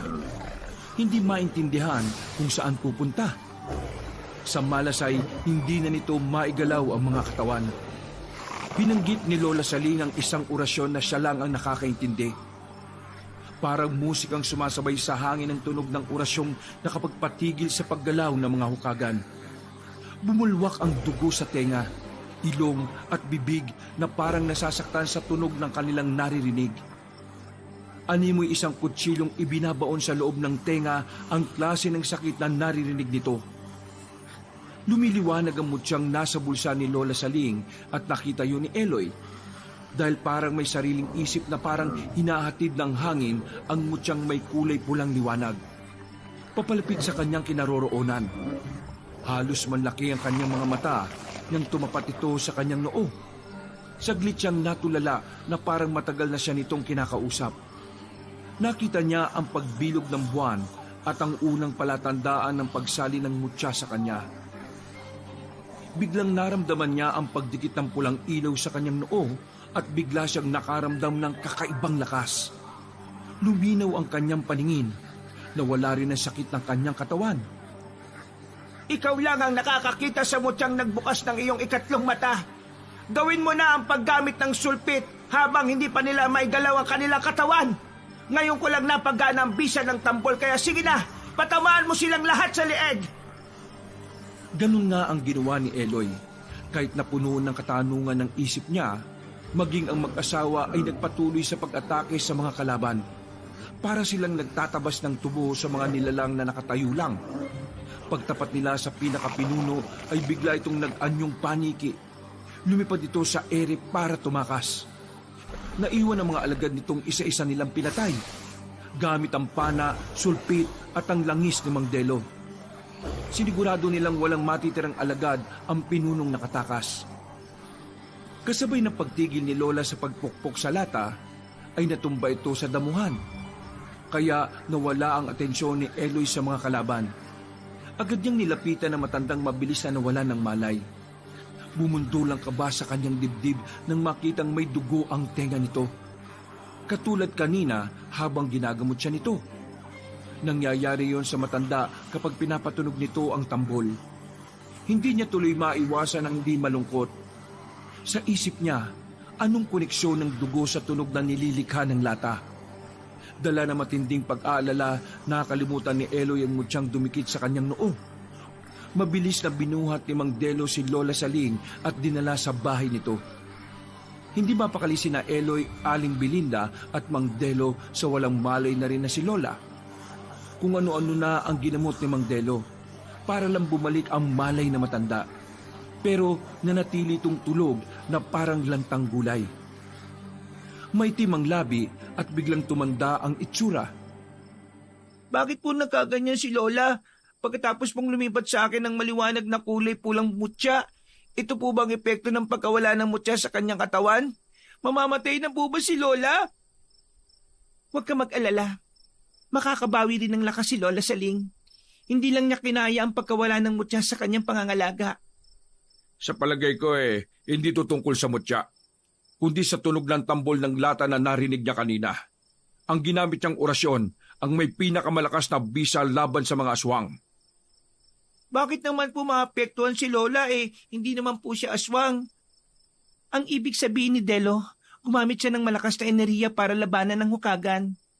Hindi po naapektuhan ng pinuno nila ng orasyon po ni Lola. Hindi ko nga rin alam kung bakit Nagawang makatakas ng halimaw na yon. Nangangahulugan, may pangontra na rin siya na nakuha laban sa tambol. Nasaan nga palang sulpit mo? Hindi mo halos nagamit kanina. Mahinang epekto nito sa mga aswang. Nandito po sa bulsa ko. Wala naman pong bisa ang bala nito sa mga kalaban Muntik pa akong mapahamak ng dahil dyan. Hindi ko nga alam kung bakit ito ang binigay sa iyo ni Lola Saling Hindi itong totoong sandata na may mutya ng buhay. Ano po ang sandata ko? Saka bakit po lumipat sa aking noo yung mutya? May liwanag po siya na sinasabing ako lang daw po ang nakakakita Ang mutyang nasa iyo ay ang pagbubukas lang ng ikatlong mata ng may hawak nito. Ang sabi, nanggagaling daw ito sa mga bulalakaw o di kaya sa ilaw ng alitaptap. Ano naman pong kakayahan ng tataglayin ko? Kakayahan ng 5 senaryo. Halimbawa ng panlasa, pandinig, pakiramdam, paningin at pang-amoy. Yan ang nakikita ng iyong mga mata kapag lumiwanag yon. Malalaman mo ang malakas na enerhiyang tataglayin mo kapag nasanay ka na sa pagkakaroon nito. Para naman pong sasabak ako sa matinding laban. Mas matindi pa sa laban na susubok sa tungkulin na nakaatang sa balikat mo. Kapag natapos na ang misyon natin sa baryong ito, pupunta na tayo sa lugar ninyo. Po, babalik po ulit kami sa lugar namin. Pinalayas din kami dun eh. Hindi ko na nga po matandaan kung bakit palagi kami pinalalayas ni Lola. Nakatinginan sila Mang Delo at Aling Belinda dahil sa sinabi ni Eloy. Ilang minuto rin ang itinagal ng pananahimik nilang tatlo. Nang biglang nagising si Lola Saling. Titig na titig si Eloy sa matandang napabalikwas ng bangon, habang habol ang hininga at pinagpapawisan ng noo. Kaya naman, mabilis na lumabas ng silid si Aling Belinda para ikuha ito ng tubig na maiinom. Pagbalik ay may dala na itong baso. Iniabot ni Aling Belinda ang tubig sa matanda, habang nanginginig ang kamay ni Lola Saling na parang hinang-hina ang katawan. Salamat naman po't gising na po kayo. Dinala ko na ulit kayo sa bahay ko para mas magamot ko po kayo ng maayos. Ano bang nangyari? Parang nawalan kayo ng lakas. Gumamit ako ng malakas na orasyon laban sa pinuno ng hukagan. Pero hindi siya tinablan. Paano kaya nila nalaman ang tungkol sa lagusan ng bahay mo, Belinda? Baka po katulad natin ay palim na rin tayong minamatsikan ng mga aswang. Kailangan na po natin magdoble ingat. Sa susunod po, Lola, huwag na po kayong gagamit ng tambol kung mapapahamak lamang po kayo, ha? Pero yun lang ang pangontra laban sa kanila eh. Tama si Delo, Apo. Saka malaki ang may tutulong ng tambol na lata sa atin laban sa mga aswang. Paniguradong mas lalong mag-iingat ang pinuno nila dahil alam na niyang kumpleto na tayo. Lola, yung tungkol po sa naputol na pag-uusap natin kagabi, nasan po ang mga magulang ko? Ha? Hindi ba na dapat inaalaman tungkol sa mga magulang mong umabandon na sa'yo? Tama po ba ako, Lola Saling? Ha? Oo. Huwag na nating hanapin ang mga magulang mo. Sige na, ihanda mo na lang ang mga gamit mo at aalis na tayo bukas. Pero hindi pa raw po tapos ang misyon natin sa baryong ito eh. Huwag mo munang isipin yan. Ang mahalaga, makaalis na tayo dito. Maglalakad lang tayo papunta sa Santa Milagrosa. Wala na tayong pera. Naubos na sa paunti-unti nating panggastos pagkatapos ng nangyari sa atin. Kumusta na nga pala ang mga sugat mo? Bakit ba nagpunta ka ng gubat na mag-isa? Medyo masakit pa po ng kaunti ang sugat ko sa hita. Napatay na po ni Aling Belinda ang mga lagad ng pinuno ng hukagan. Hindi na po ako aalis sa tabi niyo, Lola. Pasensya na po. Kaya sa susunod makikinig ka sa mga sinasabi namin, Eloy. Opo, pasensya na po talaga. Dahil po sa akin, napahamak po si Lola. Umalis saglit si Mang Delo. Pumasok ito sa silid nito. Pagbalik ay may dala na itong mahabang tungkod na gawa sa uway. Kasing tigas siya ng kahoy. Sa dulo ay may kulay pulang tali ang patalim. Isang uri ng sibat na tungkod. Panahon na para ibigay ito sa iyo. Ingatan mo, isa itong sandatang may koneksyon sa mutyang nasa iyo. Malalaman mo na kung sino ang halimaw na umatake sa atin kagabi kapag nakita mo na ang hindi namin nakikitang mga ordinaryong tao. Pero sa umaga, kapag may araw, walang bisa ang mutya. Kaya kailangan mo pa rin maghintay sa pagdilim. Malalaman pa rin natin na siya ang halimaw dahil sa mapupulang marka na may iwan sa kanyang balat. Dahil sa tambol na lata. Kung minsan, ang kapangyarihan ng mutya ay gumagana kahit sa araw, depende sa paggamit nito. Ano pong ibig niyong sabihin? Ang epekto ng tambol ay maraming kakayahan, tulad ng pulang marka sa balat ng aswang na nagpapanggap na tao sa araw. Tingnan ko lang kung makakatakas pa siya. Siya ang... Lola! Nakita ni Eloy kung paanong umiling na magkakasunod si Mang Delo. Parang sinadya nitong putulin ang sasabihin ni Lola Saling. Hindi niya maiwasang sumama ang loob dahil nahahalata na niyang may itinatago sa kanya ang mga taong nakapaligid sa kanya. Nagsisimula na sanang magtanong si Eloy nang bigla silang nakarinig ng pagtawag ng lalaki sa labas. Boses ni Kapitan Tano at kasama ang mga taong bayan, pati na ang mga tanod nito. Delo! Lumabas ka dyan! Ilabas mo ang maglola! Mabilis namang hinarap ni Mang Delo si Kapitan Tano. Dahan-dahan ang naging paglapit ni Eloy sa dingding para silipin ang mga tao sa labas. Pumesto siya malapit sa bintana ng balkonahe habang hawak ang sandatang ibinigay sa kanya ni Mang Delo. Bumaba na rin ang nanghihinang matanda sa katre at lumapit sa kanya. Sabay silang nanlaki ang mga mata nang makita ni Lola Saling ang pamumulang marka sa leeg ni Kapitan Tano. Kahit nakasuot ito ng mahabang manggas para itago ang bakas, ay hindi pa rin ito matatakluban ang palatandaan ng epekto ng tambol sa aswang. Kaya alam na nilang nakita rin ni Mang Delo ang markang yon. Ang kapitan nakaharap nito ang totoong nanggigipit sa kanila. Maging ang aswang na umatake sa kanila kagabi ay si Kapitan. Nakuyom ni Eloy ang kanyang kamao. Napuno ng galit ang kanyang dibdib nang maalala ang sinapit nila sa kamay nito. Ito rin ang madalas na nagpapalaya sa kanila. Pinaparatangan sila ng kung ano-ano, pero ito pala ang totoong halimaw. Gusto na nga sana niyang lumabas, pero nahahawakan siya sa braso ni Lola Saling. Huwag muna, Apo. May tamang oras para dyan. Hindi ito ang tamang lugar para ibuhos mo ang galit sa halimaw na yan. Kailan pa po ang tamang oras, Lola? Kapag nabaliktad na naman po niya ang pangyayari, tayo na naman po ang masama. Samantalang siya pong totoong aswang eh. Siya lang pong nakaligtas kagabi, kaya wala pong duda na siya ang pinuno ng mga hukagan.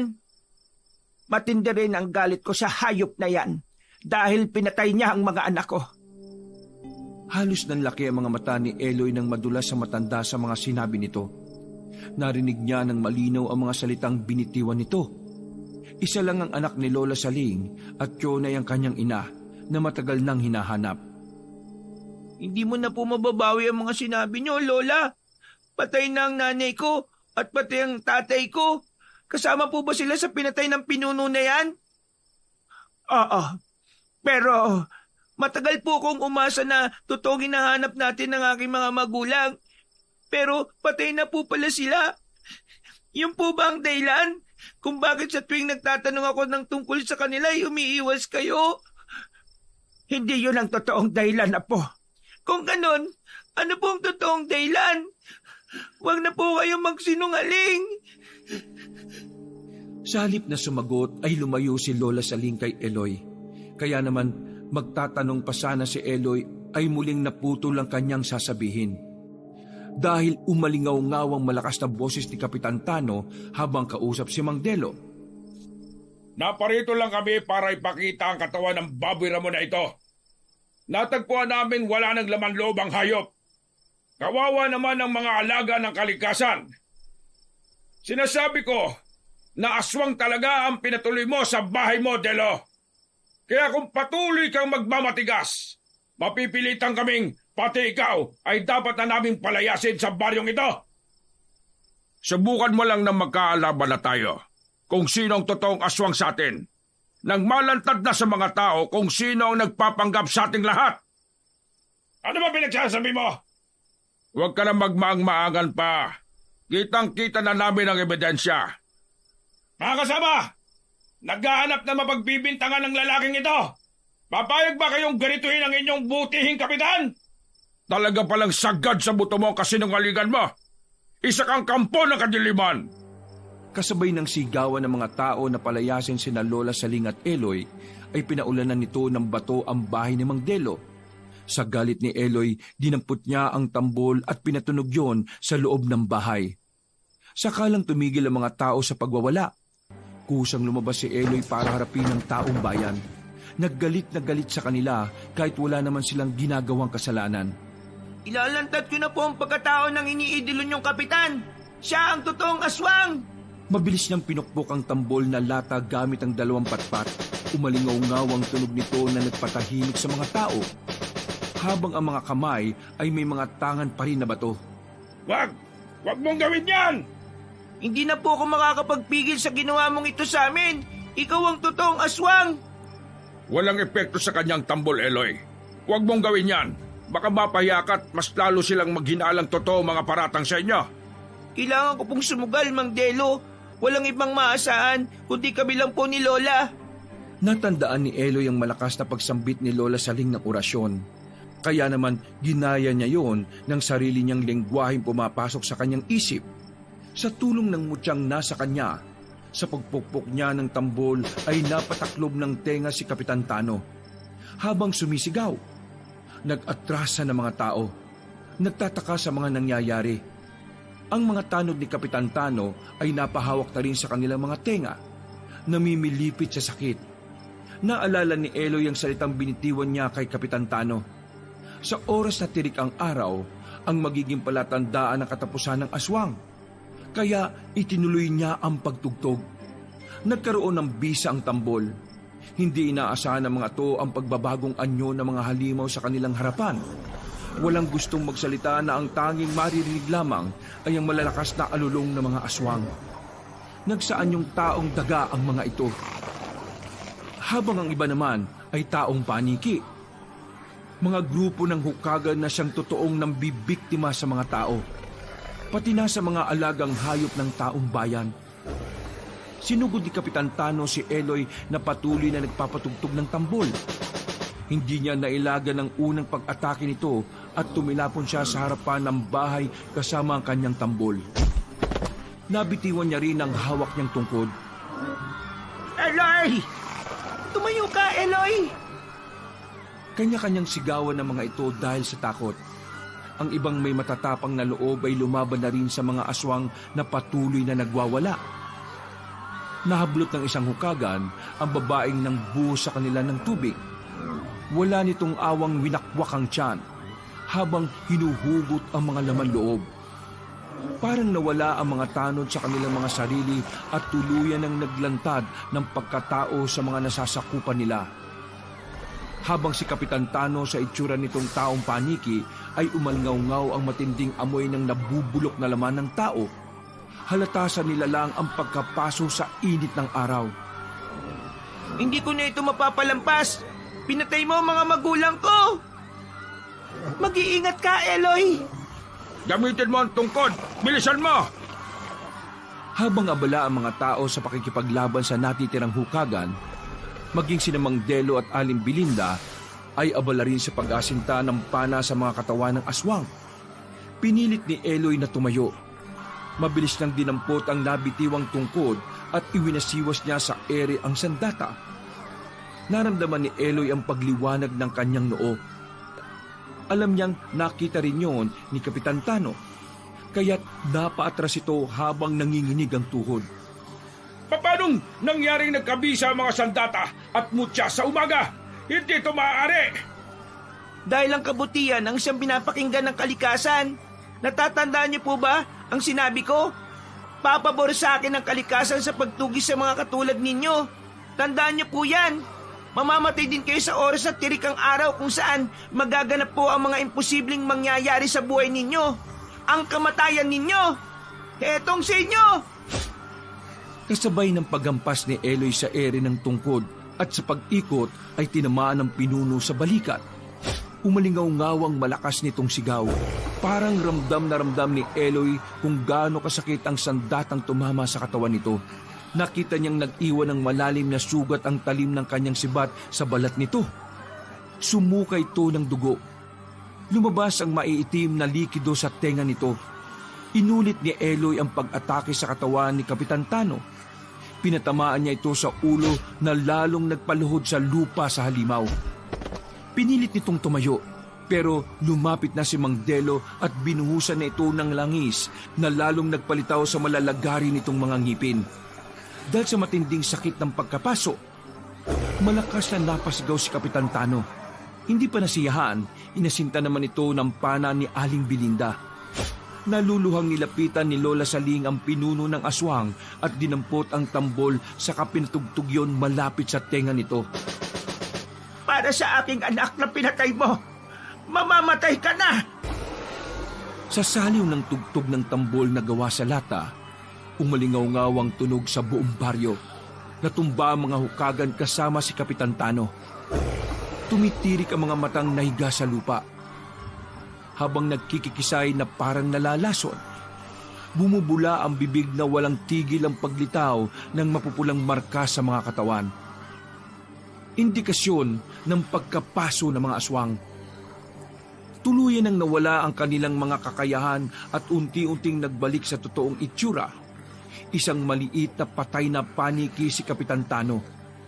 Habang ang mga kasamahan naman itong mga tanod na may tama na mga bato sa katawan ay ang maliliit na kulay itim na daga. Tumayo si Eloy at taas ang noo na humarap sa mga tao. Ipinakita niyang nagkamali ang mga tao sa paratang sa kanila. Bukod pa roon ay napalaya niya ang taong bayan sa huwad na kapitan. Lahat ay hindi makatingin ng diretsyo kay Eloy at Lola Saling. Ngayon po'y alam na ninyong walang may dudulot na kabutihan ng panghusga ninyo sa mga tao, hindi po ba? Dapat alam nyo ito dahil matatanda na po kayo. Bakit ako ba po ang nakatuklas sa kanila? Dahil nabulag po kayo sa katotohanan na mas pinaniwalaan po ninyo ang kasamaan.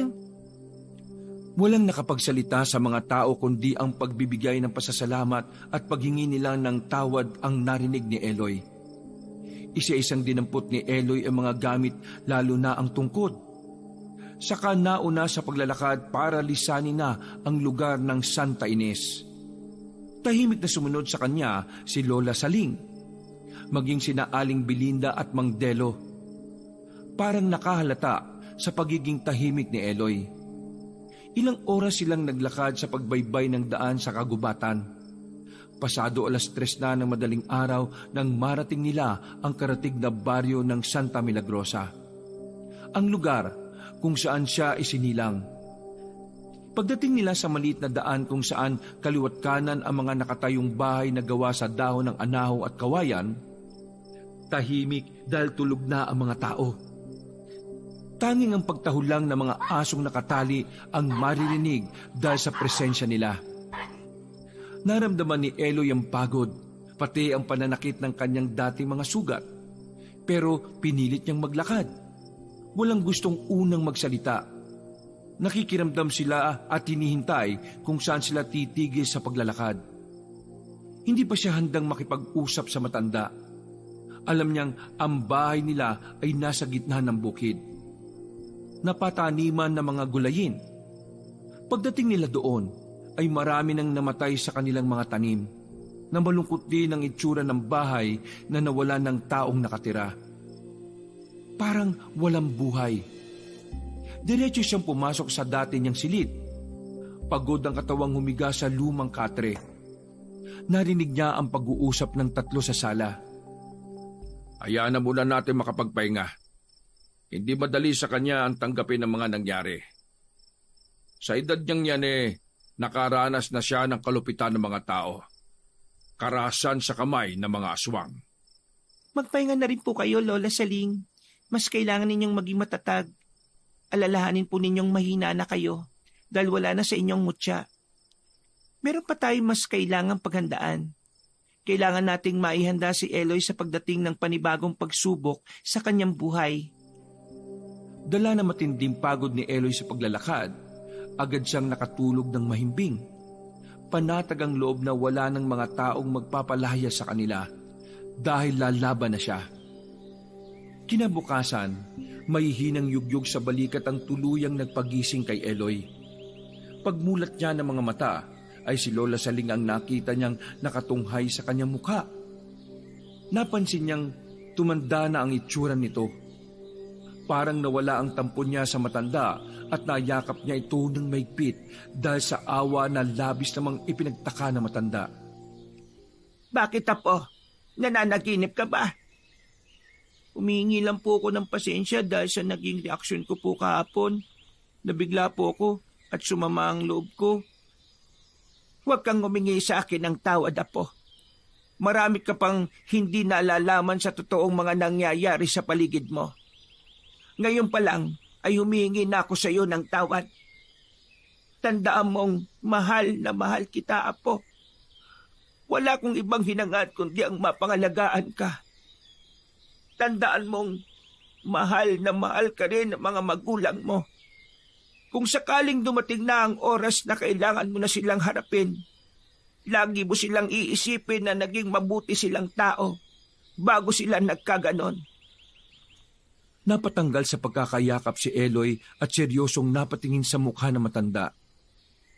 Ang mga nabibiktima ng kagat ng hukagan ay nabubuhay sa pagkakataong isa na silang halimaw. Walang nakikilala, walang kakayahang magpalit ng anyo bilang isang tao. Nagtatago sa kabundukan para mambiktima at sila ang pinakahuli mong misyon, Apo. Misyon? Ano pong misyon? Tungkuling pigilan ang mga magulang mong matapos mamatay ay naging aswang. Lola, ang patay ng sarili kong mga magulang? Ang masakit na katotohanan na po sa parte ng pagiging antingerong mga ngalaga sa mutya. Lola, bakit po ako? Bakit ang katulad kong bata ang kailangan gumawa nito? Hindi ko po kaya, Lola. Alam niyo kung gaano ko nasabik na mahanap sila. Tapos, ito pa po ang paraan ng pagkikita namin. Hindi, Lola. Ayaw ko na po sa mutya. Bawiin niyo na po ang mutya. Sige na po, Lola. Nagwala si Eloy dahil hindi niya matanggap ang mga natuklasan. Kaya naman nakakuha yon sa atensyon ni na Aling Belinda at Mang Delo na nag-uusap din sa labas. Napalapit sila sa kwarto ni Eloy kaya alam na nilang batid na ni Eloy ang tungkol sa huling misyong gagampanan. Kahit ayaw mo, kusa ka nilang hahanapin. Maamoy nila ang mutyang nasa iyo. Papatayin ka nila, Eloy, para makuha ang mutya ng buhay na magbibigay sa kanila ng mahabang buhay. Hindi po totoo ang mga sinasabi ninyo. Baka sa mga mukha ni na Aling Belinda at Mang Delo ang awa para sa kanya. Bago napunta sa iyo ang mutya, napunta muna sa akin ang mutya. Katulad mo, pinatay rin ang mga aswang ang mga magulang ko. Sadya silang nabubuhay para bawiin ang mutya na naging dahilan ng maaga nilang kamatayan. Para silang mga amalanhig. Ang pagkakaiba nga lang nabibilang sila sa pangalawang sali ng aswang na hukagan. Kaya alam ko kung gaano kasakit. Kaya tatagan mo ang sarili mo. Yan ang nakatakda sa batang tagapangalaga ng mutya. Iniiyakan na lang ni Eloy ang mga natuklasan. Hanggang pagsapit ng gabi, mabilis ang pagbundol ng kaba sa kanyang dibdib. Dahil anumang sandali ay makakaharap na niya ang mga magulang. Nagkaroon ng linaw sa kanya ang naging dahilan ng mga tao kung bakit sila madalas palayasin ni Lola. Dahil batid nila ang tungkol sa mutya at kung anong klaseng bata siya. Ang pagkamatay ng mga alagang hayop sa paligid ay kagagawa ng mga magulang niyang nakasunod sa kanya.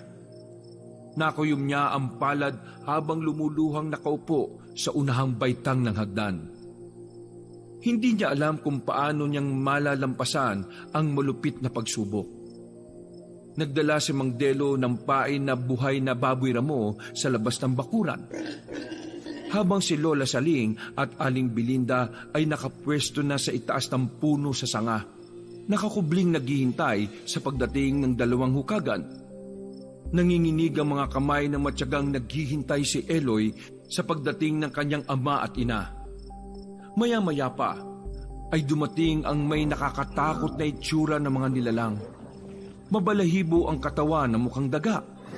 Malalaman lang na babae ang hukagan dahil sa mahaba rin ang buhok nito. Nakangising dahan-dahang lumapit ang mga nilalang sa pain. Pinuntirya agad ang nakatayong baboy ramo sa bakuran. Napatayo si Eloy habang nakahanda ang pana ni Aling Belinda na kumakain sa katawan ng pain nila. Dumapa ang dalawang halimaw na parang gutom na gutom at walang alam sa presensya nila. Hindi mayakbang ni Eloy ang mga paa palapit sa kanyang mga magulang. tumulo ang masaganang luha sa kanyang mga mata. Nay? Tay? Natigil sa paglapa sa katawan ng Baboy Ramo ang dalawang nilalang na tinawag niya. Ngumisi itong may tumutulo pang sariwang dugo sa bibig. Sabay tapon sa kapirasong laman ng hayop at mabilis siyang sinugod. Tama ang matanda. Hindi na ito nakakakilala dahil sa isip nito ay mga halimaw silang dapat patayin ang may hawak ng mutya. Lumabang ka! Huwag kang paapekto sa isiping mga magulang mo sila. Papatay ka nila. Hindi na sila mga magulang mo. Iniumang ni Eloy ang hawak na tungkod sa mga kalaban habang iniisip na hindi na sila ang mga magulang. Unang sumugod ang kanyang ama na umaangil na parang paniki. Umikot siya, tinampas niya ng tungkod ang nilalang. Sumunod naman ay ang nanay niyang muntik siyang makalmot sa dibdib. Lumiwanag muli ang mutya at sa paghampas niya sa katawan ng kanyang ina habang panay-agos ng mga luha niya, ay gumuhit ang sugat na tinamaan ng tungkod sa katawan ng kanyang ina. Nag-iwan yun ng malalalim na marka na parang walang tigil sa pagbulwak ng masaganang dugo.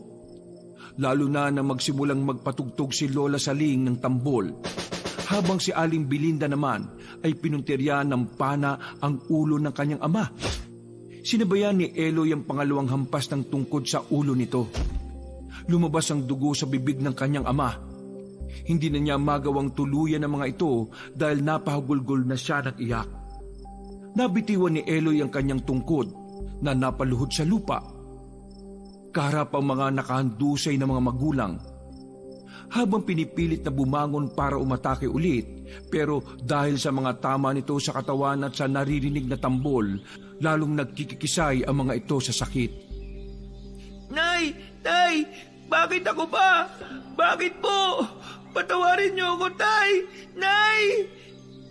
Umalingaw-ngaw sa buong bukid ang malakas na pagagulgol ng iyak ni Eloy.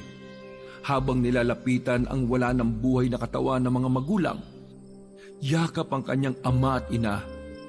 Kahit amoy nabubulok na laman ng taong katawan ng mga magulang, ay isa-isa niya itong hinalikan sa noo.